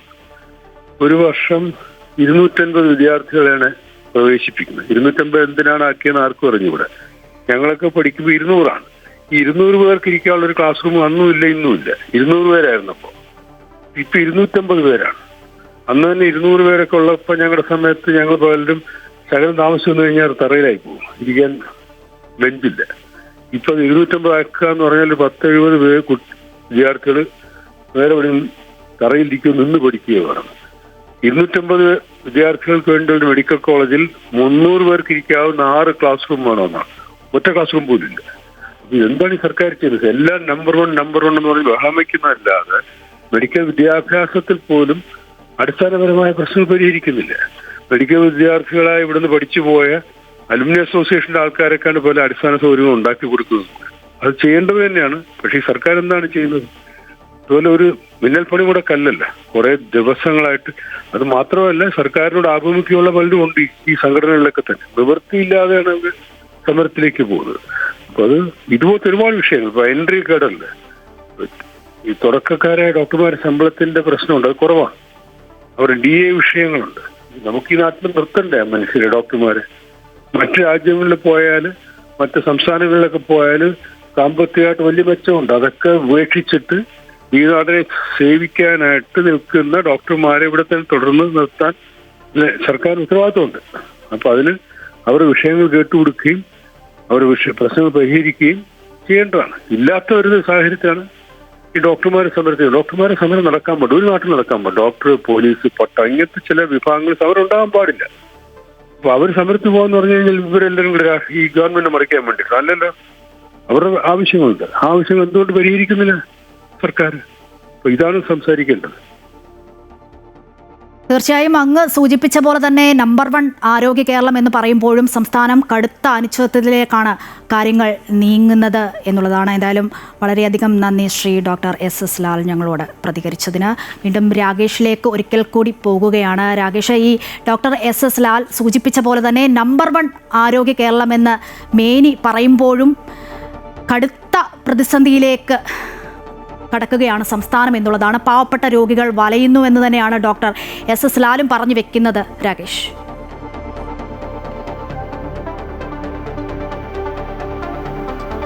തീർച്ചയായും അദ്ദേഹം പറഞ്ഞതുപോലെ തന്നെയാണ് കാര്യങ്ങൾ. പ്രാഥമികമായി ജനങ്ങൾക്ക് കിട്ടേണ്ടുന്ന ഒന്നാണ് ചികിത്സ എന്ന് പറയുന്നത്. അത് മുടങ്ങുന്ന സാഹചര്യത്തിലേക്ക് ഒരു സർക്കാരിൻ്റെ പ്രവർത്തനം മാറരുത് എന്നുള്ളത് തന്നെയാണ്. പ്രത്യേകിച്ച് അദ്ദേഹം സൂചിപ്പിച്ച വളരെ ഗൗരവമേറിയ ഒരു കാര്യം എന്ന് പറയുന്നത് ആരോഗ്യ വിദ്യാഭ്യാസ മേഖലയുടെ ഭാവി സംബന്ധിച്ചാണ്. അതായത് ഇവിടെ നിന്നും പഠിച്ചിറങ്ങുന്ന ഗുണനിലവാരമുള്ള വിദ്യാഭ്യാസം കിട്ടിയിട്ടുള്ള ഡോക്ടർമാരാണ് നമ്മുടെ കേരളത്തിൻ്റെ ആരോഗ്യ മേഖലയുടെ സമ്പത്ത് എന്ന് പറയുന്നത്. ആ സമ്പത്തിന് ഇപ്പോൾ തന്നെ മികച്ച ഡോക്ടർമാരെ അധ്യാപകരായി നൽകാൻ കഴിഞ്ഞിട്ടില്ലെങ്കിൽ, അവർക്ക് അത്തരത്തിലുള്ള പഠിക്കുന്ന വിദ്യാർത്ഥികൾക്ക് അത്തരത്തിലുള്ള ഭൗതിക സാഹചര്യങ്ങൾ ഒരുക്കിയിട്ടില്ലെങ്കിൽ അത് കേരളത്തിൻ്റെ ആരോഗ്യ മേഖലയുടെ ഭാവിയെ കൂടെയാണ് ബാധിക്കുക എന്നുള്ളത് തന്നെയാണ്. അതുകൊണ്ട് അവർ ഉന്നയിക്കുന്ന വിഷയങ്ങൾ ന്യായമാണ്. അതിനെ ഇനി എങ്ങനെയാണ് സർക്കാർ അഡ്രസ്സ് ചെയ്യുക എന്നുള്ളതാണ് നമുക്ക് അറിയാനുള്ളത്. അതല്ലെങ്കിൽ അത് ജനങ്ങളെയും ഒപ്പം തന്നെ സർക്കാരിനെയും ഒക്കെ തന്നെ മോശമാകുന്ന തരത്തിലേക്കാണ് കാര്യങ്ങൾ നീങ്ങുന്നത് എന്നുള്ളതാണ് അശ്വതി നമ്മൾ കാണുന്നത്. നവകേരള സർവേയിൽ ഹൈക്കോടതിയിൽ നിന്നുമുള്ള തിരിച്ചറി മറികടക്കാൻ അതിവേഗത്തിൽ സുപ്രീം കോടതിയിൽ ഹർജി ഫയൽ ചെയ്ത് സർക്കാർ നയപരമായ കാര്യങ്ങളിൽ കോടതികൾക്ക് ഇടപെടാനാകില്ലെന്ന വാദമാണ് സർക്കാർ ഉയർത്തുന്നത്. സർക്കാരിന്റെ പ്രതിരോധവും അതുതന്നെയാണ്. ഒപ്പം സംസ്ഥാനത്ത് ബാറുകളുടെ സമയം നീട്ടിയ നടപടിയിൽ സർക്കാരിലും പാർട്ടിയിലും ചർച്ചകൾ നടന്നില്ലെന്ന വിമർശനമൊക്കെ ഉയരുന്നുണ്ട്. ഈ വാർത്തയുടെയൊക്കെ വിശദാംശങ്ങൾ അൺഫിൽറ്റഡ് ഡിസൂസ തിരുവനന്തപുരത്തു നിന്നും നൽകും. അൺഫിൽറ്റഡ്, എന്തായാലും നവകേരള സർവേ തിരഞ്ഞെടുപ്പ് കാലമാണ്. സർക്കാരിന് പ്രതിരോധിച്ചേ മതിയാകൂ. സുപ്രീം കോടതിയെ സമീപിക്കാൻ ഒരുങ്ങുന്നു. എങ്ങനെയായിരിക്കും സർക്കാരിന്റെ പ്രതിരോധം? അശ്വതി, സുപ്രീം കോടതിയെ സമീപിച്ച് കഴിഞ്ഞിരിക്കുകയാണ്. സുപ്രീം കോടതി ഹർജി ഫയൽ ചെയ്തു. അതിവേഗത്തിൽ തന്നെയാണ് സുപ്രീം കോടതിയെ സമീപിച്ചിരിക്കുന്നത്. അതിൽ സർക്കാരിന് എടുത്തിരിക്കുന്ന ഒരു പ്രതിരോധം എന്ന് പറയുന്നത് നയപരമായ കാര്യങ്ങളിൽ കോടതികൾക്ക് ഇടപെടാനാകില്ല. അങ്ങനെയാണ് ഹൈക്കോടതിയുടെ വാദത്തെ എതിർത്തുകൊണ്ട് ഹൈക്കോടതിയുടെ ഉത്തരവിൽ ആ അപ്പീലുമായി സുപ്രീം കോടതി സമീപിച്ചിരിക്കുന്നത്. ഇത് തികച്ചും സർക്കാരിൻ്റെ ഒരു ഭരണകൂടത്തിൻ്റെ നയപരമായ വിഷയമാണ്. സർക്കാർ നവകേരള സിറ്റിസൺ റെസ്പോൺസ് പ്രോഗ്രാം എന്ന പേരിലാണ് സർവേയുമായി മുന്നോട്ട് പോയത്. അപ്പോൾ ഹൈക്കോടതിയിൽ ഇതൊരു പൊതുതാൽപര്യ ഹർജി വന്നിരുന്നു. പൊതുതാൽപര്യ ഹർജിയും KSU സംസ്ഥാന അധ്യക്ഷൻ നൽകിയ പരാതിയാണ്. അതിന്മേലാണ് ഹൈക്കോടതി ആ സർവേ റദ്ദ് ചെയ്തത്, സർവേ റദ്ദാക്കിയത്. ഇതിൽ ഈ പൊതുതാൽപര്യ ഹർജി വന്നതിൻ്റെയൊക്കെ ഹർജിക്കാർ പ്രധാനമായും ചൂണ്ടിക്കാട്ടിയത് 20 കോടി രൂപ ചിലവാക്കിയാണ് ഈ നവകേരള സർവേയുമായി സർക്കാർ മുന്നോട്ട് പോകുന്നത്. ഇതിനുള്ള പണം പൊതുഖജനാവിൽ നിന്ന് സർക്കാരിൻ്റെ മെഷീനറികൾ പൂർണ്ണമായും ഈ സർവേക്കായി ഉപയോഗിക്കുന്നു. ഇത് തെരഞ്ഞെടുപ്പ് ലക്ഷ്യമിട്ടുകൊണ്ടുള്ള ഒരു PR വർക്കാണ് എന്ന രീതിയിൽ ആരോപിച്ചുകൊണ്ടാണ് പൊതുഖജനാവിൽ നിന്ന് പണം മുടക്കി ഈ PR വർക്ക് ചെയ്യണമോ എന്നുള്ള ആരോപിച്ച് തടയണമെന്നാണ് ഹർജിക്കാരുടെ ആവശ്യം. അത് ന്യായമാണ് എന്ന് ഹൈക്കോടതി കണ്ടെത്തുന്നു. കാരണം ഇതിനുള്ള ധനവിനിയോഗം, അതായത് 20 കോടി എന്നത് ബജറ്റിൽ വകയിരുത്തിയിട്ടില്ല. മാത്രവുമല്ല ധനവകുപ്പിൻ്റെ അനുമതിയൊന്നുമില്ല. പിന്നെ ഇതെങ്ങനെ മുന്നോട്ട് കൊണ്ടുപോകും, ഇതെങ്ങനെ നടപ്പാക്കുമെന്നൊരു വാദം കോടതിയുടെ ഭാഗത്തുനിന്നുണ്ടാകുന്നു. അപ്പോഴും സർക്കാരാകട്ടെ ഇത് പ്രധാനമായും സർക്കാരിൻ്റെ ഈ സർവേ റദ്ദ് ചെയ്തത് പ്രതിപക്ഷത്തിന് തിരഞ്ഞെടുപ്പ് സമയത്ത് വലിയൊരു ആയുധമായി മാറിയിരിക്കുകയാണ്. കാരണം പ്രതിപക്ഷം എന്താണോ ആക്ഷേപം ഉയർത്തിയത് അത് കോടതി ശരിവെക്കുക കൂടി ചെയ്തിരിക്കുകയാണ് എന്നാണ് പ്രതിപക്ഷത്തിൻ്റെ നിരീക്ഷണം. ആ രീതിയിലാണ് പ്രതിപക്ഷം ഭരണപക്ഷത്തെ നോക്കി പരിഹസിക്കുന്നത്. അപ്പോൾ അത് മറികടക്കുക എന്ന് പറയുന്നത് തെരഞ്ഞെടുപ്പ് വേളയിൽ സർക്കാരിനെ സംബന്ധിച്ച് ഏറ്റവും അനിവാര്യമാണ്. അതുകൊണ്ടാണ് ഏറ്റവും അടിയന്തരമായി ഇത് ഹർജിയുമായി സുപ്രീം കോടതിയെ സമീപിച്ചത്. മാത്രമല്ല വിജ്ഞാപനം വരുന്നു, വിജ്ഞാപനത്തിന് മുമ്പ് ഈ സർവേ നടപടികളൊക്കെ പൂർത്തിയാക്കേണ്ടതുണ്ട്. എത്രയും വേഗം സുപ്രീം കോടതിയെ സമീപിച്ചപ്പോൾ സർക്കാരിന് കിട്ടിയ നിയമോപദേശം, AGയുടെ നിയമോപദേശം വേഗത്തിൽ തേടുന്നു. AGയുടെ നിയമോപദേശം അനുസരിച്ച് അടിയന്തരമായി തന്നെ സുപ്രീം കോടതി ഹർജിയും ഫയൽ ചെയ്തു. അപ്പോൾ ഈ സർക്കാർ വാദിക്കുന്നത് AGയിൽ നിന്ന് കിട്ടിയ നിയമോപദേശം എന്ന് പറയുന്നത് ഇത് നയപരമായ കാര്യം, അതിനാൽ കോടതിക്ക് ഇടപെടാനാകില്ല. മാത്രമല്ല ഈ ഹൈക്കോടതിയുടെ നിരീക്ഷണത്തിന് കണ്ടെത്തലുകളിൽ നിരവധി പൊരുത്തക്കേടുകളുണ്ട്. ഈ പൊരുത്തക്കേടുകളൊക്കെ മാറ്റിയുള്ള ഒരു തീരുമാനവും ഒരു വിധിയും സുപ്രീം കോടതിയിൽ നിന്ന് അനുകൂലമായി ഉണ്ടാകുമെന്നൊരു പ്രതീക്ഷയിലും വിലയിരുത്തലുമാണ് സർക്കാരും. ആ രീതിയിലാണ് AGയിൽ നിയമോപദേശം ലഭിച്ചിരിക്കുന്നത്. ഇനി സുപ്രീം കോടതിയിൽ നിന്ന് അനുകൂലമായ ഒരു വിധി സമ്പാദിക്കാനാകുമെന്നും അതിലൂടെ, കാരണം കൃത്യമായ കണക്കുകൾ ഇതെങ്ങനെയാണ് ഇത് നടത്തുന്നതിൻ്റെ ചെലവ് ഉൾപ്പെടെയുള്ള കണക്കുകൾ ബോധ്യപ്പെടുത്താനാകുമെന്ന് സർക്കാർ കരുതുന്നു. അതൊക്കെ കൃത്യമായി ബോധ്യപ്പെടുത്തി അനുകൂലമായ ഒരു ഉത്തരവ് ഹൈക്കോടതിയിൽ നിന്ന് നേടി ഈ വിജ്ഞാപനത്തിന് മുമ്പ് തന്നെ സർവേ സിറ്റിസൺ റെസ്പോൺസ് നവകേരള പ്രോഗ്രാം ഏറ്റവും ആദ്യമായി തന്നെ അടിയന്തരമായി നടപ്പാക്കി പൂർത്തിയാക്കാനാണ് സർക്കാരിൻ്റെ തീരുമാനം. ആ രീതിയിൽ തെരഞ്ഞെടുപ്പിൽ ഒരു മേൽക്കൈ നേടാനാകുമെന്നും ഈ ഹൈക്കോടതിയിൽ നിന്നുള്ള തിരിച്ചടി മറികടക്കാനാകുമെന്നും സർക്കാർ കണക്ക് കൂട്ടുകയാണ്. അശ്വതി. അൺഫിൽഡ്, അതോടൊപ്പം തന്നെ മറ്റൊരു കാര്യത്തിലും ഈ സർക്കാർ തന്നെ വെട്ടിലായിരിക്കുന്ന ഒരു സാഹചര്യമുണ്ട്. അതായത് സംസ്ഥാനത്ത് ബാറുകളുടെ സമയം നീട്ടിയ നടപടിയിൽ സർക്കാരിലും പാർട്ടിയിലും ചർച്ചകൾ നടന്നില്ലെന്ന വിമർശനമാണ് ഉയരുന്നത്. ക്രൈസ്തവ സഭകളെ മറ്റൊരു ഭാഗത്ത് ഒന്നിച്ചു കൂട്ടാൻ സർക്കാർ ശ്രമിക്കുമ്പോൾ മറുവശത്ത് വിമർശനങ്ങൾ ഉയർന്നുകൊണ്ടിരിക്കുന്നു. എക്സൈസ് മന്ത്രി തനിയെ തീരുമാനമെടുക്കുന്നു അല്ലെങ്കിൽ തീരുമാനമെടുത്തു എന്ന വിമർശനങ്ങളാണ് ഉയർന്നു വരുന്നത് എന്നുള്ളതാണ്. KCBC ഇതിനോടകം തന്നെ അമർഷമൊക്കെ രേഖപ്പെടുത്തിയിട്ടുണ്ട്. അതായത് മദ്യവും പാമ്പിനെ പോലെ തന്നെ പതുങ്ങിയിരിക്കുന്ന അപകടം എന്ന ബൈബിൾ വാചകങ്ങളാണ് കഴിഞ്ഞ ദിവസം KCBC ഓർമ്മപ്പെടുത്തിയത്. അശ്വതി, തീർച്ചയായും ഈ KCBC സഭകളൊക്കെ രംഗത്ത് ഇതിനെതിരെ സർക്കാരിനെതിരെ പ്രതിഷേധവുമായി രംഗത്ത് വരുന്നുണ്ട്, വിയോജിപ്പും വിമർശനവുമായി രംഗത്ത് വരുന്നുണ്ട്. പ്രതിപക്ഷം അതോടൊപ്പം തന്നെ പ്രതിപക്ഷവുമായി ചർച്ച നടത്തിയെന്നാണ് എക്സൈസ് മന്ത്രി പറഞ്ഞത്. എന്നാൽ പ്രതിപക്ഷം തള്ളി രംഗത്തെത്തിയിട്ടുണ്ട്. നിലവിലിപ്പോൾ പാർട്ടിയിലൊരു ചർച്ച ഇക്കാര്യത്തിൽ നടന്നിട്ടില്ല. ഇതും ഈ ബാറുകളുടെ സമയം കൂട്ടുക, ബാറിൻ്റെ ഒരു നയം എന്നൊക്കെ തീരുമാനിക്കുമ്പോൾ മുന്നണിയിൽ ഇതൊരു ചർച്ച ചെയ്യണം. അത് സർക്കാരിൻ്റെ നയമാണ്. സാധാരണഗതിയിൽ മുന്നണിയിൽ ചർച്ച ചെയ്ത് മാത്രമേ നയപരമായ കാര്യങ്ങൾ തീരുമാനമെടുക്കാൻ പാടുള്ളൂ. അപ്പോൾ പാർട്ടിയിലോ മുന്നണിയിലോ ചർച്ച നടത്തിയിട്ടില്ല. മന്ത്രിസഭയിൽ പോലും അത്തരത്തിലൊരു ചർച്ചകൾ നടന്നിട്ടില്ല. അത് മുന്നണിക്കുള്ളിലും പാർട്ടിക്കുള്ളിലുമാണ് ചെറിയൊരു വിമർശനത്തിലേക്ക് ഇട നൽകിയിരിക്കുന്നത്. പക്ഷേ തെരഞ്ഞെടുപ്പ് വേളയായതിനാൽ അത് വലിയ രീതിയിൽ ആ വിമർശനം പൊക്കിക്കൊണ്ടുവരാൻ തൽക്കാലം പാർട്ടിയോ സർക്കാരോ തയ്യാറാകുന്നില്ല. എന്നാൽ മന്ത്രി MP രാജേഷ് നൽകുന്നൊരു വാദമെന്ന് വിശദീകരണം എന്ന് പറയുന്നത് ഇത് അങ്ങനെ ഒരു സമയം നീട്ടിയതോ സമയം ദീർഘിപ്പിച്ചതോ അല്ല. സാധാരണ ടൂറിസ്റ്റ് കേന്ദ്രങ്ങളിൽ നടപ്പാക്കുന്ന സമയം സമയം എല്ലായിടത്തും വ്യാപിപ്പിച്ചു എന്ന് മാത്രമേ ഉള്ളൂ. അല്ലാതെ ബാറുകൾക്ക് വേണ്ടി മാത്രമായൊരു സമയം പ്രത്യേകമായി ദീർഘിപ്പിച്ചിട്ടില്ല എന്നാണ്. ടൂറിസ്റ്റ് കേന്ദ്രങ്ങളിൽ നിലവിൽ ഈ സമയം നിലവിലുണ്ട് ഈ സമയം. ആ സമയം ബാറുകളിലേക്ക് മാറ്റിയെന്ന് മാത്രമേ ഉള്ളൂ എന്നൊരു വിശദീകരണമാണ് എക്സൈസ് മന്ത്രിയുടെ ഭാഗത്തുനിന്നുണ്ടാകുന്നത്. അത്തരത്തിൽ ചർച്ചകൾ നടത്തിയെന്നും പ്രതിപക്ഷവുമായി ചർച്ച നടത്തിയെന്നും അദ്ദേഹം പറയുന്നു. പക്ഷേ പ്രതിപക്ഷവുമായി മാത്രമല്ല പാർട്ടിയിലോ സർക്കാരിലോ പോലും വേണ്ട രീതിയിൽ ചർച്ച നടത്തിയിട്ടില്ല. എക്സൈസ് മന്ത്രി സ്വന്തം നിലയിൽ തീരുമാനിച്ചു എന്നൊരു വിമർശനം പാർട്ടിക്കുള്ളിലും സർക്കാരിനുള്ളിലുമുണ്ട്. പക്ഷേ തെരഞ്ഞെടുപ്പായതിനാൽ ആ വിമർശനത്തെ വലിയ രീതിയിൽ പൊക്കിക്കൊണ്ടുവരാൻ സമ്മതിക്കുന്നില്ല. പക്ഷേ അതിൽ എക്സൈസ് മന്ത്രിയുടെ തീരുമാനത്തിൽ വിയോജിപ്പും പാർട്ടിക്കുള്ളിലും സർക്കാരിലും ഉണ്ട് എന്ന് തന്നെയാണ് നമ്മൾ മനസ്സിലാക്കുന്നത്. അശ്വതി. ശരി, വാർത്തയുടെ വിവരങ്ങളാണ് തിരുവനന്തപുരത്തു നിന്നും അൺഫിലിറ്റ് ഡിസൂസ നൽകിയത്. ഇന്ത്യ ആതിഥേയത്വം വഹിക്കുന്ന ഉച്ചകോടിയിലെ നിർണായക പ്ലീനറി സെഷന് ഇന്ന് തുടക്കമാകുന്നു. രാവിലെ 9:30 ചേരുന്ന സെഷനിൽ പ്രധാനമന്ത്രി നരേന്ദ്രമോദി അധ്യക്ഷത വഹിക്കും. ഫ്രഞ്ച് പ്രസിഡന്റ് ഇമാനുവൽ മാക്രോൺ അടക്കം 20 രാഷ്ട്ര നേതാക്കളും 45 രാജ്യങ്ങളിൽ നിന്നുമുള്ള മന്ത്രിതല സമിതിയും ഉച്ചകോടിയിൽ പങ്കെടുക്കും. ഐക്യരാഷ്ട്രസഭ സെക്രട്ടറി ജനറൽ അന്റോണിയോ ഗുട്ടറസും ഉദ്ഘാടന ചടങ്ങിലെ സാന്നിധ്യമാകും. 11 മണിയോടെ പ്രധാനമന്ത്രിയും ലോക നേതാക്കളും എക്സ്പോയിലെ വിവിധ പവലിയനുകൾ സന്ദർശിക്കും. 2 ദിവസത്തെ ഉച്ചകോടിയിൽ കമ്പനികളുടെ സിഇഒമാർ, ഗവേഷകർ, നയരൂപീകരണ വിദഗ്ധരടക്കം 500ഓളം പേർ പങ്കെടുക്കും. അതേസമയം ഉച്ചകോടിയിൽ കേന്ദ്രത്തിനെതിരെ രൂക്ഷ വിമർശനവുമായി കോൺഗ്രസ് രംഗത്തെത്തിയിട്ടുണ്ട്. ഉച്ചകോടിയെ BJP ചൈനീസ് ചന്തയാക്കി മാറ്റിയെന്നാണ് കോൺഗ്രസിന്റെ ആരോപണം.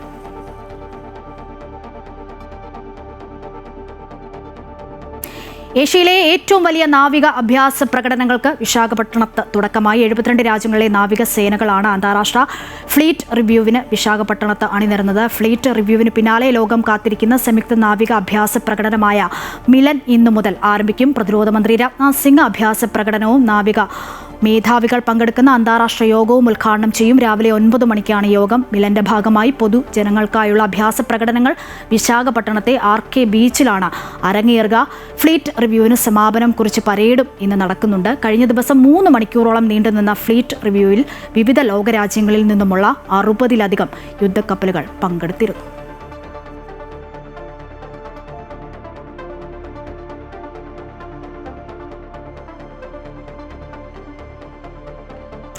കോഴിക്കോട് ജയലക്ഷ്മിയിലെ തീപിടുത്തത്തിന്റെ കാരണം അവ്യക്തം. ജില്ലാ ഫയർ ഓഫീസർ നടത്തിയ പരിശോധനയുടെ റിപ്പോർട്ട് ഇന്ന് ജില്ലാ കളക്ടർക്ക് കൈമാറും. കൂടുതൽ വിവരങ്ങളുമായി രാകേഷ് ചേരുന്നുണ്ട് കോഴിക്കോട് നിന്നും.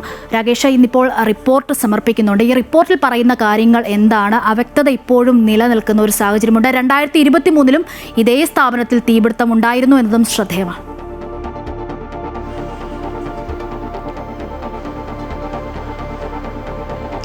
അശ്വതി പറഞ്ഞതുപോലെ തന്നെയാണ് 2023-ലും ഇതേ കെട്ടിടത്തിൽ തീപിടുത്തമുണ്ടായിരുന്നു. അന്ന് ഏകദേശം 12 കോടിയിലധികം വരുന്ന രൂപയുടെ നാശനഷ്ടങ്ങളാണ് ഉണ്ടായിട്ടുള്ളത്. അതിനുശേഷമാണ് വീണ്ടും ഇത്തരത്തിലൊരു തീപിടുത്തം ഉണ്ടായിട്ടുള്ളത്. 2023-ലുണ്ടായ തീപിടുത്തവുമായി ബന്ധപ്പെട്ട് നടത്തിയ പരിശോധനയിൽ ഷോർട്ട് സർക്യൂട്ടാണ് ഇത്തരത്തിലുള്ള ഒരു തീപിടുത്തത്തിന് കാരണം എന്നുള്ളതായിരുന്നു കണ്ടെത്തൽ. ഇപ്പോൾ 3 തരത്തിലുള്ള പരിശോധനകളാണ് നടക്കുന്നത്. ഒന്ന് ഇലക്ട്രിക്കൽ ഇൻസ്പെക്ടറേറ്റ് ആണ്, ഒപ്പം തന്നെ KSEBയുടെ പരിശോധന നടന്നിട്ടുണ്ട്. ഇതുകൂടാതെ ജില്ലാ ഫയർ ഓഫീസർ, ഇങ്ങനെ 3 തലത്തിലുള്ള പരിശോധനകൾ നടന്നിട്ടുണ്ട്. ഈ 3 പരിശോധനാ റിപ്പോർട്ടുകളും പരിഗണിച്ചുകൊണ്ട് ജില്ലാ കലക്ടറായിരിക്കും ഏകദേശം എന്താണ് ഇതിനകത്ത് നടന്നിട്ടുള്ളത് എന്നുള്ള കാര്യത്തിൽ ഒരു സ്ഥിരീകരണം മാധ്യമങ്ങൾക്ക് നൽകുക എന്നുള്ളതാണ് മനസ്സിലാകുന്നത്.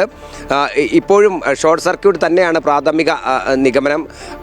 അതേസമയം തന്നെ മറ്റ് എന്തെങ്കിലും തരത്തിലുള്ള കാര്യങ്ങളുണ്ടോ എന്നുള്ളത് ഈ പരിശോധനാ റിപ്പോർട്ടുകൾ കൂടെ പുറത്തു വന്നതിന് ശേഷം മാത്രമേ പറയാനാവുകയുള്ളൂ. വ്യാപാരികളും ഇതേ വിഷയത്തിൽ ഇത്തരത്തിൽ തീപിടുത്തം ഉണ്ടാകുമ്പോൾ തീ അണയ്ക്കുന്നതിന് ഉള്ള സൗകര്യങ്ങളുടെ കാര്യക്ഷമത സംബന്ധിച്ചുള്ള ആശങ്കയും മറ്റും തന്നെ പ്രകടിപ്പിച്ചിട്ടുണ്ട്.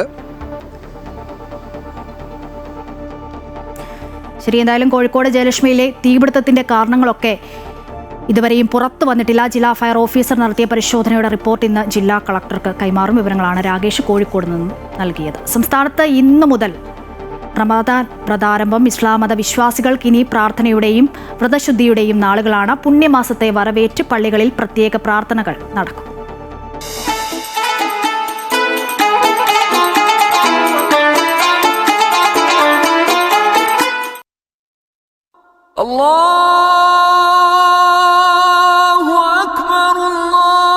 ഇസ്ലാമിന്റെ പഞ്ചസ്തംഭങ്ങളിലൊന്നായ പരിശുദ്ധ റമദാനായുള്ള കാത്തിരിപ്പിലായിരുന്നു വിശ്വാസി സമൂഹം. വ്രതാനുഷ്ഠാനങ്ങളുടെയും പ്രാർത്ഥനകളുടെയും ദിനരാത്രങ്ങളാണ് ഇനി 1 മാസക്കാലം. പകൽ അന്നപാനീയങ്ങൾ വെടിഞ്ഞ് സർവവും നാഥനിൽ അർപ്പിച്ച് പ്രാർത്ഥനയിലാകും വിശ്വാസികൾ. പുണ്യങ്ങളുടെ പൂക്കാലമായി കരുതുന്ന റംദാനിലാണ് ഇസ്ലാമിക ചരിത്രത്തിലെ പല സുപ്രധാന സംഭവങ്ങളും അരങ്ങേറിയത്. മാനവരാശിക്കായി വിശുദ്ധ ഖുർആൻ അവതരിച്ചത് ഈ പുണ്യമാസത്തിലാണെന്നാണ് വിശ്വാസം.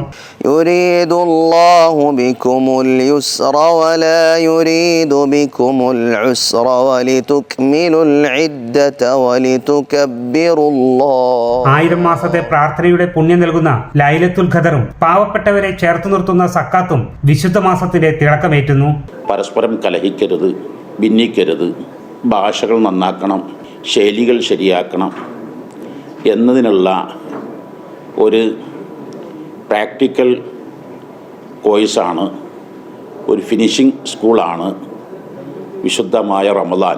എല്ലാവരെയും സ്നേഹിച്ച് സഹായിച്ച് കാരുണ്യത്തിൻ്റെ കൈനീട്ടങ്ങൾ നൽകി ഒത്തൊരുമയോടെ കൂട്ടായ്മയോടെ ജീവിക്കുക എന്നതാണ് വിശുദ്ധ റമദാൻ നൽകുന്ന ഏറ്റവും വലിയ സന്ദേശം. പ്രാർത്ഥനയ്ക്കും വ്രതാനുഷ്ഠാനങ്ങൾക്കുമൊപ്പം റംദാൻ മാസം സൗഹൃദത്തിന്റെയും ഒത്തുകൂടലുകളുടെയും വേദിയാണ്. വൈകിട്ട് നടക്കുന്ന ഇഫ്താർ വിരുന്നുകളിൽ കുടുംബങ്ങളും സുഹൃത്തുക്കളും ഒത്തുചേരും. അമൃത ന്യൂസ്, മലപ്പുറം. ഇരുവൃക്കകളും തകരാറിലായതിനെ തുടർന്ന് കോട്ടയം മുണ്ടക്കയം സ്വദേശിയായ റെജികുമാറിന് വൃക്ക മാറ്റിവെക്കൽ നിർദ്ദേശിച്ചിരിക്കുകയാണ് ഡോക്ടർമാർ. ഇദ്ദേഹത്തിനായി വൃക്ക നൽകാൻ ഭാര്യ സൗമ്യ സന്നദ്ധയാണെങ്കിലും ശസ്ത്രക്രിയയ്ക്ക് വേണ്ട പണം ഈ നിർധന കുടുംബത്തിന്റെ പക്കലില്ല. കുടുംബത്തിന്റെ ഏക അത്താണിയായ റെജിയുടെ ചികിത്സയ്ക്കായി 15 ലക്ഷം രൂപയോളം വേണ്ടിവരും.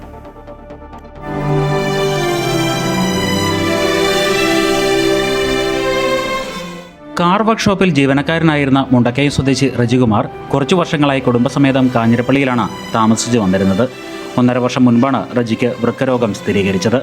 നിലവിൽ ആഴ്ചയിൽ 2 ദിവസം കോട്ടയത്ത് സ്വകാര്യ ആശുപത്രിയിൽ ഡയാലിസിസ് നടത്തിവരികയാണ്. ഇനിയും ഡയാലിസിസ് കൊണ്ട് മുന്നോട്ട് പോകാൻ കഴിയാത്തതിനാൽ വൃക്കകൾ മാറ്റിവെക്കണമെന്നാണ് ഡോക്ടർമാർ നിർദ്ദേശിച്ചിരിക്കുന്നത്. വൃക്ക നൽകാൻ ഭാര്യ സന്നദ്ധയാണ്. എന്നാൽ ശസ്ത്രക്രിയയ്ക്ക് മാത്രം 12 ലക്ഷം രൂപയിലധികം ചിലവാകും. അനുബന്ധ ചെലവുകൾ കൂടിയാകുമ്പോൾ 15 ലക്ഷം രൂപയിലധികം വേണ്ടിവരും. ഇതിനോടകം കയ്യിലുണ്ടായിരുന്ന മുഴുവൻ പണവും ഇതുവരെയുള്ള ചികിത്സയ്ക്കായി ചെലവാക്കിയ റെജിക്കും കുടുംബത്തിനും ശസ്ത്രക്രിയയ്ക്കുള്ള പണം എങ്ങനെ കണ്ടെത്തുമെന്ന് നിശ്ചയമില്ല. എൻ്റെ കിഡ്നി കൊടുത്ത് ഞങ്ങൾ ഈ ഓപ്പറേഷൻ ചെയ്യാൻ വേണ്ടി ഇരിക്കുകയാണ്. അതിന് 15 ലക്ഷം രൂപയോളം ഞങ്ങൾക്ക് ചിലവ് വരുന്നുണ്ട്. മുന്നോട്ട് ഓപ്പറേഷൻ കഴിഞ്ഞാലും 25,000 രൂപയോളം ഞങ്ങൾക്ക് മരുന്നും മറ്റ് ആവശ്യങ്ങൾക്കുമായിട്ട് വേണമായിരുന്നു. അപ്പം ഞങ്ങളുടെ സാമ്പത്തിക സ്ഥിതി അനുസരിച്ച് ഞങ്ങൾക്ക് മുന്നോട്ട് ചികിത്സയ്ക്കായിട്ടും ഡയാലിസിസ് ചെയ്യാനും യാതൊരു നിവൃത്തിയില്ല. ഞങ്ങൾ ബുദ്ധിമുട്ടുകയാണ്. മുന്നോട്ട് പിള്ളേരെ പഠിപ്പിക്കാനും ഞങ്ങളുടെ ജീവിത സാഹചര്യം പോലും മുന്നോട്ട് എങ്ങനെയാകുമെന്ന് ഞങ്ങൾക്ക് അറിയത്തില്ല. ശസ്ത്രക്രിയ കഴിഞ്ഞാലും മാസം തോറും 25,000 രൂപയുടെ മരുന്നും ദീർഘകാലം ഇരുവരും വിശ്രമത്തിൽ കഴിയുകയും വേണം. സ്കൂൾ വിദ്യാർത്ഥികളായ 3 മക്കളാണ് റെജിക്കും സൗമ്യയ്ക്കുമുള്ളത്. സ്വന്തമായി വീടുമില്ല. ശസ്ത്രക്രിയയ്ക്ക് കോട്ടയം മെഡിക്കൽ കോളേജിലടക്കം പലയിടങ്ങളിലും അന്വേഷിച്ചെങ്കിലും മാസങ്ങളോളം കാത്തിരിക്കേണ്ടി വരുമെന്നാണ് അറിഞ്ഞത്. ഉടൻ ശസ്ത്രക്രിയ നടത്തേണ്ടതിനാൽ ഇനി സുമനസ്സുകളുടെ സഹായത്തിൽ മാത്രമാണ് ഈ കുടുംബത്തിന്റെ പ്രതീക്ഷ. റെജിയുടെ കുടുംബത്തെ സഹായിക്കാൻ ആഗ്രഹിക്കുന്നവർക്ക് ഫെഡറൽ ബാങ്കിന്റെ പാലാരിവട്ടം ശാഖയിലുള്ള അക്കൗണ്ടിലേക്കോ 9656962671 എന്ന GPay നമ്പറിലേക്കോ പണം അയച്ച് നൽകാവുന്നതാണ്. അമൃത ന്യൂസ്, കോട്ടയം.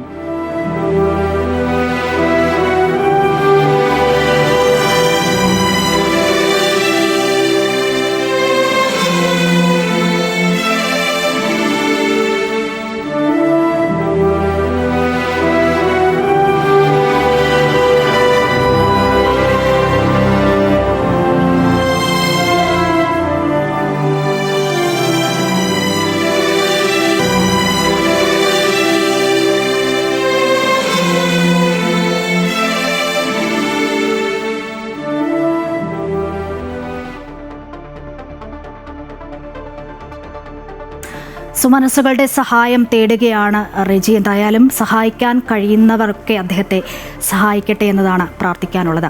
കേരളത്തിലെ പൊതുവിദ്യാഭ്യാസ മേഖലയിൽ വലിയ മാറ്റങ്ങളാണ് സമീപകാലത്തുണ്ടായത്. ഇത് സാധ്യമാക്കിയതിനു പിന്നിലെ പ്രധാന സാമ്പത്തിക ശക്തികളിൽ ഒന്നാണ് Kerala infrastructure investment fund board അഥവാ കിഫ്ബി. സംസ്ഥാനത്തെ സർക്കാർ സ്കൂളുകളെ അന്താരാഷ്ട്ര നിലവാരത്തിലേക്ക് ഉയർത്താൻ കിഫ്ബി വഹിച്ച പങ്ക് വളരെ വലുതാണെന്ന് വിദ്യാഭ്യാസ മന്ത്രി വി ശിവൻകുട്ടി പ്രതികരിച്ചു.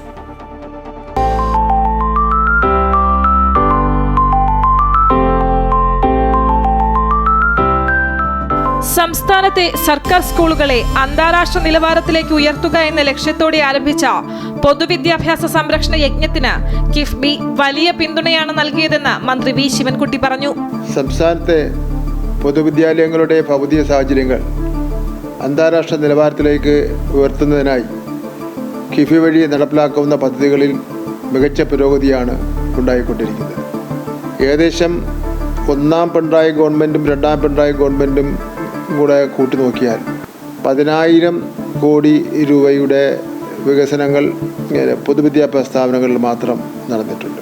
5 കോടി രൂപ, 3 കോടി രൂപ, 2 കോടി രൂപ, 1 കോടി രൂപ എന്ന നിലയിലാണ് അതിൻ്റെ ഒരു മാനദണ്ഡം നിശ്ചയിച്ചിട്ടുള്ളത്. ഇതുവഴി വിദ്യാഭ്യാസ സ്ഥാപനങ്ങൾക്ക് വലിയൊരു മുതൽക്കൂട്ടായി മാറി ദേശീയ നിലവാരത്തിലും അന്തർദേശീയ നിലവാരത്തിലുമൊക്കെ തന്നെ ശ്രദ്ധിക്കപ്പെട്ടു എന്നതിലുപരി നമ്മുടെ നാട്ടിൽ വലിയ ചലനമാണ് ഉണ്ടായിട്ടുള്ളത്.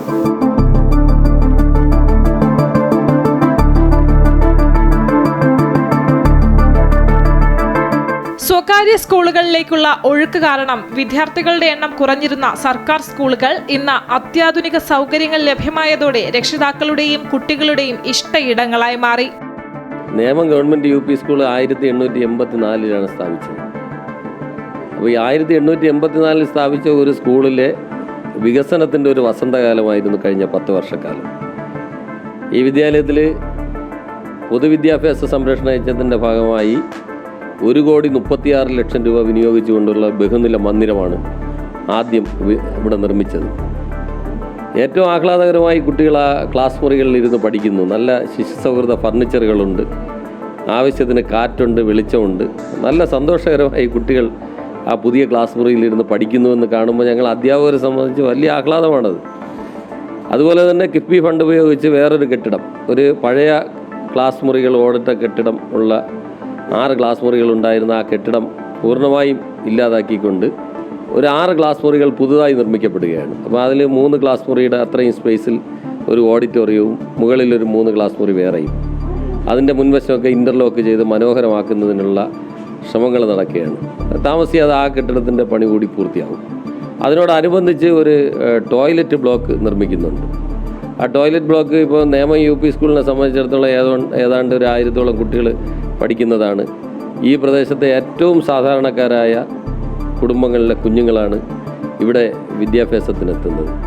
ആ കുട്ടികളുടെ വിദ്യാഭ്യാസത്തെ ആ വിദ്യാഭ്യാസ കാലഘട്ടത്തെ ഏറ്റവും ആഹ്ലാദകരമാക്കി മാറ്റുന്നതിന് വേണ്ടിയുള്ള നല്ല ഇടപെടലാണ് കഴിഞ്ഞ 10 വർഷമായി നടന്നിട്ടുള്ളത്. അങ്ങനെ എല്ലാം കൊണ്ടും കഴിഞ്ഞ 10 വർഷക്കാലം കേരളത്തിലെ വിദ്യാഭ്യാസത്തെ അനുബന്ധമായി നേമം ഗവൺമെൻറ് UP സ്കൂളിലെ കുട്ടികളുടെ വിദ്യാഭ്യാസവും നല്ല മെച്ചപ്പെട്ട രീതിയിൽ തന്നെയാണ്. അതിനാവശ്യമായ ഇടപെടലുകൾ സർക്കാർ നടത്തിയിട്ടുണ്ട്. ഈ കാണുന്ന എല്ലാ സൗകര്യങ്ങളും അതിൻ്റെ ഭാഗമായി സർക്കാർ കുട്ടികൾക്ക് വേണ്ടി ലഭ്യമാക്കിയിട്ടുള്ളതാണ്. ഞാൻ ഈ സ്കൂളിൽ തന്നെ പഠിച്ച ആളാണ്. എന്നെ സംബന്ധിച്ച് ഞാൻ പഠിച്ചിരുന്ന കാലഘട്ടത്തിൽ 40-45 വർഷം മുമ്പുള്ള കാര്യമാണ്.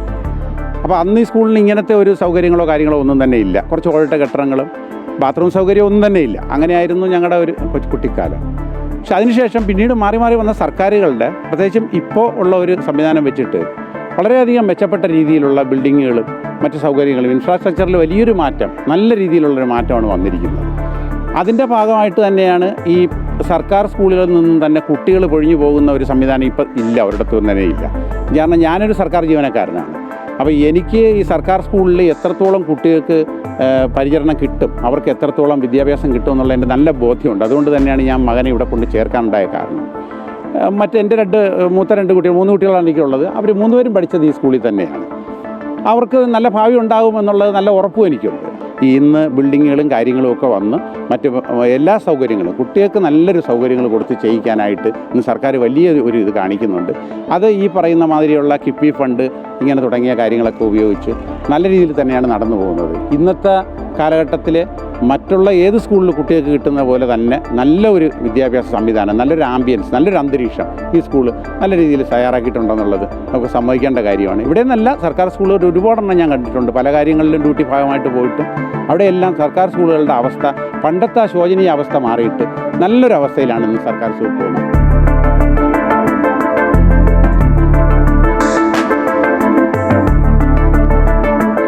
ഡിജിറ്റൽ വിദ്യാഭ്യാസം ഉറപ്പാക്കാൻ ഹൈടെക് ക്ലാസ് റൂമുകളും IT അധിഷ്ഠിത പഠന സംവിധാനങ്ങളും കിഫ്ബി പദ്ധതികളിലൂടെ സാധ്യമായി. തൊഴിൽ രംഗത്തും വലിയ മുന്നേറ്റമാണ് ഉണ്ടായത്. 10,000 കോടി രൂപ സ്കൂൾ വിദ്യാഭ്യാസത്തിൽ തന്നെ ചെലവഴിച്ചിട്ടുണ്ട്. 45,000 സ്മാർട്ട് ക്ലാസ് റൂംസ് നിർമ്മിച്ചിട്ടുണ്ട്. അതുപോലെ തന്നെ AI ആർട്ടിഫിഷ്യൽ ഇൻ്റലിജൻസും അതുമായിട്ട് ബന്ധപ്പെട്ടുള്ള വിദ്യാഭ്യാസത്തിന് എന്നുള്ള പൈസ കിഫി മുഖാന്തരം ചെലവഴിച്ചിട്ടുണ്ട്. റോബോട്ടിക് കിറ്റുകൾ എല്ലാ സ്കൂളുകളിലും കൊടുക്കുന്നതിന് വേണ്ടി കിഫിയുടെ സാമ്പത്തിക സഹായം വന്നിട്ടുണ്ട്. അങ്ങനെ പൊതുവിദ്യാഭ്യാസ രംഗത്ത് അൺലിമിറ്റഡ് ആയിട്ടുള്ള ഫണ്ടാണ് ഈ കെട്ടിട നിർമ്മാണത്തിന് വേണ്ടിയും സ്കൂളിൻ്റെ അടിസ്ഥാന സൗകര്യം മെച്ചപ്പെടുന്നതിന് വേണ്ടിയും ചെലവഴിച്ചിട്ടുണ്ട്. സാമ്പത്തിക മേഖലയിൽ വലിയ ചലനം ഉണ്ടായിട്ടുണ്ട്. തൊഴിൽ മേഖലയിൽ വലിയ ചലനം ഉണ്ടായിട്ടുണ്ട്. ക്രയവിക്രയ രംഗത്ത് വലിയ ചലനം ഉണ്ടായിട്ടുണ്ട്. അങ്ങനെ ഈ ഫണ്ട് നമ്മൾ കാണുന്ന പോലെ വികസനത്തിന് വേണ്ടി പ്രയോജനപ്പെടുത്തിയെങ്കിൽ അതിനപ്പുറമായി മൂല്യങ്ങൾ മെച്ചപ്പെടുത്തുന്നതിന് വേണ്ടി കൂടി ഈ കിഫി ഫണ്ട് പ്രയോജനപ്പെട്ടു എന്നുള്ളതാണ് ഏറ്റവും പ്രധാനപ്പെട്ട കാര്യമെന്ന് പറയുന്നത്. ഒരു കാലഘട്ടത്തിൽ നമ്മുടെ പൊതുവിദ്യാഭ്യാസ രംഗം തകർന്ന തരിപ്പണമായിരുന്നത് ഏറ്റവും പ്രധാനപ്പെട്ട കാര്യം ഇരുന്ന് പഠിക്കാനുള്ളൊരു അന്തരീക്ഷം ഇല്ല എന്നുള്ളതാണ്. പലപ്പോഴും സ്കൂളുകൾ എന്ന് പറഞ്ഞാൽ വെയിലത്തും കുഴപ്പമാണ്, മഴയത്തും കുഴപ്പമാണ്. ഇന്ന് അതെല്ലാം മാറി ലിഫ്റ്റുള്ള സ്കൂളുകളാണ്. ഇന്ന് ഭൂരിപക്ഷം പുതിയ സ്കൂളുകളും ഭിന്നശേഷി സൗഹൃദമാണ് ഈ സ്കൂളുകൾ. അതുപോലെ തന്നെ എയർ കണ്ടീഷൻ ചെയ്ത ക്ലാസ് റൂംസ് ഉണ്ട്. ആ നിലയിൽ നോക്കുമ്പോൾ എല്ലാ സൗകര്യങ്ങളും നമുക്ക് ഇനി കൂടുതലായി ഒരു പുതിയ സൗകര്യം എന്തെന്ന് ചിന്തിക്കാൻ കഴിയാത്ത നിലയിൽ, ചിന്തിച്ചാൽ പോലും നമുക്കത് കണ്ടുപിടിക്കാൻ കഴിയാത്ത നിലയിൽ മനോഹരമായ ഘട്ടങ്ങളാണ് കിഫി മുഖാന്തരം ചെയ്തിട്ടുള്ളത്. ഇത് നമുക്ക് കേന്ദ്ര ഗവൺമെൻറ് ഫണ്ട് തരാത്ത സാഹചര്യം, വേറൊരു വരുമാനമില്ലാത്ത സാഹചര്യം, കടമെടുക്കുന്നതിന് വേണ്ടി പോലും കാശ് നൽകാത്ത കേന്ദ്ര ഗവൺമെൻറ്, പ്രളയവും പേമാരിയും അതുപോലെ തന്നെ മറ്റ് പ്രശ്നങ്ങളൊക്കെ തന്നെ നമ്മളെ പ്രതികൂലമായി ബാധിച്ചുകൊണ്ടിരിക്കുന്ന അവസരത്തിൽ പോലും നമുക്ക് കേന്ദ്ര ഗവൺമെൻറ് നൽകിയ കാശ് അവർ തിരിച്ചു വാങ്ങുന്ന സ്ഥിതിവിശേഷം, കടമായി തന്നു എന്ന് പറഞ്ഞുകൊണ്ട് തിരിച്ചു വാങ്ങുന്ന സ്ഥിതിവിശേഷം ഉള്ള അവസരത്തിൽ യഥാർത്ഥത്തിൽ കേരളത്തിലെ ജനങ്ങളെ രക്ഷിച്ചത് കിഫിയാണ്. കേരളത്തിൻ്റെ വികസനത്തെ രക്ഷിച്ചത് കിഫിയാണ്. എത്ര 10,000-കണക്കിന് ആൾക്കാർക്കല്ലേ ജോലി കിട്ടിയത്. 10,000-കണക്കിന് ആൾക്കാരാണ് പട്ടിണി കിടക്കാതെ കൂലിവിലയ്ക്ക് പോവുകയും അവർക്ക് ദൈനം ശമ്പളം കിട്ടുന്ന ഒരു സാഹചര്യം ഉണ്ടായി വന്നിട്ടുള്ളത്. ഇപ്പോൾ നമുക്കറിയാം, ഇപ്പോൾ തൊഴിലുറപ്പ് പദ്ധതി അത് നിർത്തലാക്കിയതോടുകൂടി ഒരു സ്തംഭനാവസ്ഥ ഉണ്ടായിരിക്കുകയല്ലേ. മനുഷ്യ ജീവിതത്തിൽ ഒരു സ്തംഭനാവസ്ഥ ഉണ്ടായിരിക്കുന്നു. അങ്ങനെ ഒരു സ്തംഭനാവസ്ഥയും ഉണ്ടാക്കുന്നതിന് വേണ്ടി കഴിഞ്ഞിട്ടില്ല കിഫിയുടെ കാര്യത്തിൽ ചില എതിർപ്പുകൾ പറഞ്ഞ ആൾക്കാർ പോലും, കോടതിയെല്ലാം തള്ളിക്കളഞ്ഞതാണ്. ആൾക്കാർ പോലും അവരുടെ മണ്ഡലത്തിൽ ഇന്ന് കാണുന്ന അമ്പരചുംബികളായ കെട്ടിടങ്ങൾക്ക് മുഴുവൻ ഫണ്ട് കിഫിയുടെ ഫണ്ടാണ്. നമ്മുടെ ആരോഗ്യരംഗത്ത് വലിയ ഉജ്ജ്വലമായ മാറ്റമാണ് കിഫി മുഖാന്തരം വന്നിട്ടുള്ളത്. നമ്മുടെ പ്രാഥമിക ആരോഗ്യ കേന്ദ്രങ്ങളൊക്കെ തന്നെ എല്ലാ പഞ്ചായത്തുകളിലും കോർപ്പറേഷൻ വാർഡിലും ഒക്കെ തന്നെ നിർമ്മിക്കുന്ന സാഹചര്യം ഉണ്ടായിട്ടുണ്ട്. കിഫി മുഖാന്തരം നിർമ്മിച്ചിട്ടുള്ള ഈ കെട്ടിടങ്ങളും ഈ സ്ഥാപനങ്ങളും അടിസ്ഥാന സൗകര്യ വികസനമൊക്കെ തന്നെ നമ്മുടെ നവകേരള സൃഷ്ടിക്ക് വേണ്ടി പ്രയോജനപ്പെട്ടു എന്നുള്ളതാണ് ഏറ്റവും പ്രധാനപ്പെട്ട കാര്യം. കാരണം ഓരോ ദേശത്തും ആൾക്കാർ നേരിൽ കണ്ടുകൊണ്ടിരിക്കുകയാണ്. അവർ നേരിൽ നടന്നുകൊണ്ടിരിക്കുന്ന കാര്യങ്ങളെ സംബന്ധിച്ചിടത്തോളം. അപ്പം അല്ലാത്തൊരു കാര്യത്തിൽ കാണാൻ കഴിയാത്തൊരു കാര്യത്തെ സംബന്ധിച്ച് പറഞ്ഞെങ്കിൽ ഒരു കൺഫ്യൂഷൻ ഉണ്ടാവുമായിരുന്നു. ഇത് ഒരു കൺഫ്യൂഷന് പ്രശ്നമില്ല. അവിടെ എഴുതി വയ്ക്കുന്നുണ്ട്, കിഫി ഫണ്ട് ഉപയോഗിച്ചുകൊണ്ട് ചെയ്ത ഇത്ര കോടി രൂപയുടെ 5 കോടി 3 കോടി 2 കോടി 1 കോടി. രണ്ടാമത് റിവൈസ് എസ്റ്റിമേറ്റ് ചെയ്തപ്പം 30 ലക്ഷം 40 ലക്ഷം 50 ലക്ഷം ഒക്കെ കൂടുതലായി വന്നിട്ടുണ്ട്. ഇത് മാത്രമല്ല, കരാറുകാർക്കും ഇടനിലക്കാരായി നിന്ന് ഇത് നിർമ്മാണ പ്രവർത്തനം നടത്തുന്നതിന് വേണ്ടി ഉള്ള സ്ഥാപനങ്ങളുണ്ട്, ഗവൺമെൻറ് സ്ഥാപനങ്ങളുണ്ട്. അവരെല്ലാം കൃത്യമായിട്ട് അവർക്ക് കാശ് കിട്ടുന്നുണ്ട്. സാധാരണഗതിയിലുള്ള ഒരു കരാർ ജോലിക്കാരന് കാശ് കിട്ടുന്നതിനേക്കാൾ എത്രയോ എളുപ്പത്തിലാണ് വർക്ക് തീർന്ന അവരുടെ തന്നെ കാശ് കിട്ടുന്നുണ്ട്. അതിലും അവർക്കൊരു ഉറപ്പുണ്ട്. കിഫിയുടെ വർക്ക് എടുക്കുന്നതിന് വേണ്ടി വലിയ മത്സരമാണ്. കാരണം കൃത്യമായി കാശ് കിട്ടുന്നുണ്ട്. ന്യായമായിട്ടുള്ള കാര്യങ്ങളേ നടക്കുകയുള്ളൂ. അന്യായമായിട്ടുള്ള ഒരു കാര്യങ്ങളും നടക്കില്ല. എന്തായിരുന്നാലും കിഫി കേരളത്തിൻ്റെ വികസന രംഗത്ത് എല്ലാ വകുപ്പിൻ്റെ രംഗത്ത് വിപ്ലവം സൃഷ്ടിച്ചിരിക്കുന്നു ശരിക്കും. ഇത് മാത്രമല്ല, ഒരു പുരോഗതിയുടെ കാവൽ പടനായി അടിസ്ഥാന സൗകര്യങ്ങൾ വികസിപ്പിക്കുന്നതിൻ്റെ നേതാവായി കിഫി വന്നു. തീർച്ചയായിട്ടും ഈ കേരളത്തിൽ ഇന്ന് കാണുന്ന, കഴിഞ്ഞ 10 വർഷക്കാലമായി കാണുന്ന എല്ലാ വികസന പ്രവർത്തനങ്ങൾക്കും കിഫി ഒരു പങ്ക് വഹിച്ചിട്ടുണ്ട്. പൊതുവിദ്യാഭ്യാസ രംഗത്ത് സൃഷ്ടിച്ച ഈ അടിസ്ഥാന സൗകര്യ വിപ്ലവം കേരളത്തിന്റെ സാമൂഹിക വികസന സൂചികകളെയും ഭാവിയിലെ മനുഷ്യ വിഭവശേഷിയെയും ശക്തിപ്പെടുത്തുമെന്നതിൽ സംശയമില്ല. അമൃത ന്യൂസ്, തിരുവനന്തപുരം.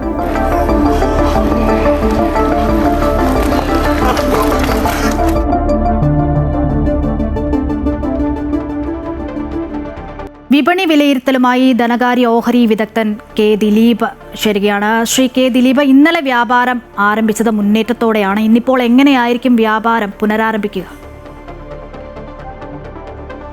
ഇന്നും നേട്ടത്തിലാവും വ്യാപാരം തുടങ്ങുക. വളരെ ഉയർന്ന തോതിലുള്ള കയറ്റങ്ങൾ പ്രതീക്ഷിക്കുകയും വേണം. ഇന്നലെ തുടർച്ചയായി മൂന്നാമത്തെ ദിവസവും വിപണിയിൽ ഒരു നിക്ഷേപ താല്പര്യമുണ്ടാവുകയും വിപണി നേട്ടത്തിൽ വ്യാപാരം അവസാനിപ്പിക്കുകയും ചെയ്തു. ബാങ്കിങ് ആൻഡ് ഫിനാൻഷ്യൽ സർവീസ് മേഖലയിൽ ഉണ്ടായിട്ടുള്ള ഒരു നിക്ഷേപ താല്പര്യമാണ് ഇന്നലെ വിപണിയെ കൂടുതൽ മുന്നേറ്റത്തിലേക്ക് എത്തിക്കാൻ പ്രേരിപ്പിച്ചത്. ബാങ്കിങ് സൂചിക വീണ്ടും ഉയർന്ന നിലവാരത്തിൽ എത്തുകയും ചെയ്തിരുന്നു. വരും ദിവസങ്ങളിലും വിപണി നിക്ഷേപ താല്പര്യം തുറന്നേക്കുമെന്നുള്ളതിൻ്റെ സൂചന നൽകിക്കൊണ്ടാണ് വ്യാപാരം അവസാനിപ്പിച്ചത്. ബാങ്കിങ് ഓഹരികളിൽ ICICI ബാങ്ക്, HDFC ബാങ്ക് തുടങ്ങിയ 2 ഓഹരികളിൽ കാര്യമാത്ര നിക്ഷേപ താല്പര്യം ഉണ്ടായിട്ടില്ലെങ്കിൽ കൂടി മറ്റ് പൊതുമേഖലാ ബാങ്കുകളും ഒപ്പം തന്നെ ആക്സിസ് ബാങ്ക് തുടങ്ങിയ മറ്റ് ബാങ്കിങ് ഓഹരികളിലും എല്ലാം ഉണ്ടായിട്ടുള്ളൊരു നിക്ഷേപ താല്പര്യം ഒന്നുകൊണ്ട് മാത്രമാണ് ബാങ്കിങ് ആൻഡ് ഫിനാൻഷ്യൽ ഓഹരികളിൽ കഴിഞ്ഞ കുറച്ച് ദിവസമായി ഈ ഒരു മുന്നേറ്റം പ്രകടമായിരിക്കുന്നത്.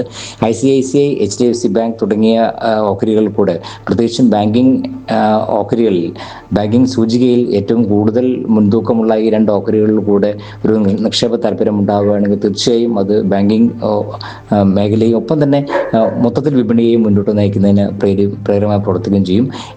FMCG മേഖലയിൽ ഒരു നിക്ഷേപ താല്പര്യം പ്രകടമായിരുന്നു. ITCയിൽ ഒരു മുന്നേറ്റം പ്രകടമായിരുന്നു. എന്ന് വെച്ചാൽ ബാക്കി IT മേഖലയിൽ സമ്മർദ്ദം തുടരുക തന്നെയാണ്. വരും ദിവസങ്ങളിലും വിപണിയിൽ നിക്ഷേപ താല്പര്യം തുടർന്നേക്കും എന്നുള്ളതിൻ്റെ സൂചന ആണ് ഇത്. മറ്റു പ്രധാനപ്പെട്ട ഘടകം വിദേശ നിക്ഷേപ സ്ഥാപനങ്ങളുടെ നിലപാടുകളായിരുന്നു. കഴിഞ്ഞ ദിവസവും വിദേശ നിക്ഷേപ സ്ഥാപനങ്ങൾ വിപണിയിലറ്റ നിക്ഷേപത്തിലായിരുന്നു. ഇതും വിപണി മുന്നോട്ട് നൽകുമെന്നുള്ള പ്രതീക്ഷ നൽകുന്നുണ്ട്. സാങ്കേതികമായി 25,800 എന്ന നിലവാരത്തിന് മുകളിൽ തുടർന്ന് വ്യാപാരം നടക്കുന്ന ഒരു സാഹചര്യത്തിൽ വിപണി മുന്നോട്ട് നീങ്ങുമെന്നുള്ള പ്രതീക്ഷയുള്ളൂ. ആ ഒരു രീതിയിൽ വ്യാപാരം പുരോഗമിക്കുമെന്ന് തന്നെയാണ് കരുതുന്നത്.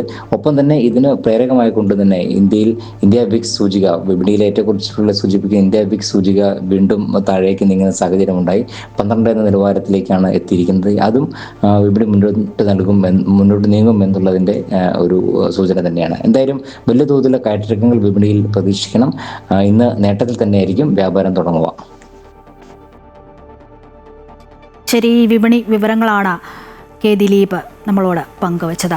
കേരളത്തിലെ പ്രമുഖ ധനകാര്യ സ്ഥാപനമായ UGS ഗോൾഡ് ലോണിന്റെ പുതിയ ശാഖ മലപ്പുറം കോട്ടപ്പടിയിൽ പ്രവർത്തനം ആരംഭിച്ചു. പ്രശസ്ത ചലച്ചിത്ര താരം ധ്യാൻ ശ്രീനിവാസനാണ് ശാഖ ഉദ്ഘാടനം ചെയ്തത്.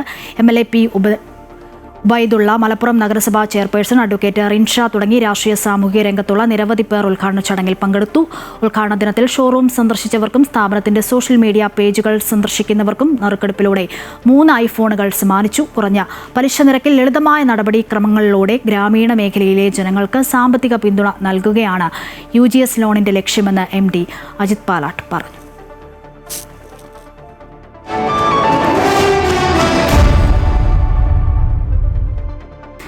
കായിക വാർത്തകൾ നോക്കാം. T20 ലോകകപ്പിൽ ഇന്ത്യക്ക് നെതർലൻഡ്സിനെതിരെ ജയം. അവസാന പന്ത് വരെ പൊരുതിയ നെതർലൻഡ്സിനെതിരെ 17 റൺസിന്റെ വിജയമാണ് ഇന്ത്യ നേടിയത്. ഇന്ത്യ ഉയർത്തിയ 194 റൺസ് വിജയലക്ഷ്യം പിന്തുടർന്ന് നെതർലൻഡ്സിന് 176 റൺസ് നേടാനേ കഴിഞ്ഞുള്ളൂ. ഇന്ത്യക്ക് വേണ്ടി വരുൺ ചക്രവർത്തി 3ഉം ശിവൻ ദുബൈ 2ഉം വിക്കറ്റുകൾ നേടി. ശിവൻ ദുബൈയുടെ തകർപ്പൻ അർദ്ധ സെഞ്ചുറി പ്രകടനത്തിന്റെ മികവിലാണ് ഇന്ത്യ മികച്ച സ്കോർ കണ്ടെത്തിയത്. ഇനി സൂപ്പർ 8ൽ ദക്ഷിണാഫ്രിക്കയാണ് ഇന്ത്യയുടെ എതിരാളി. 22-ന് അഹമ്മദാബാദിലാണ് മത്സരം.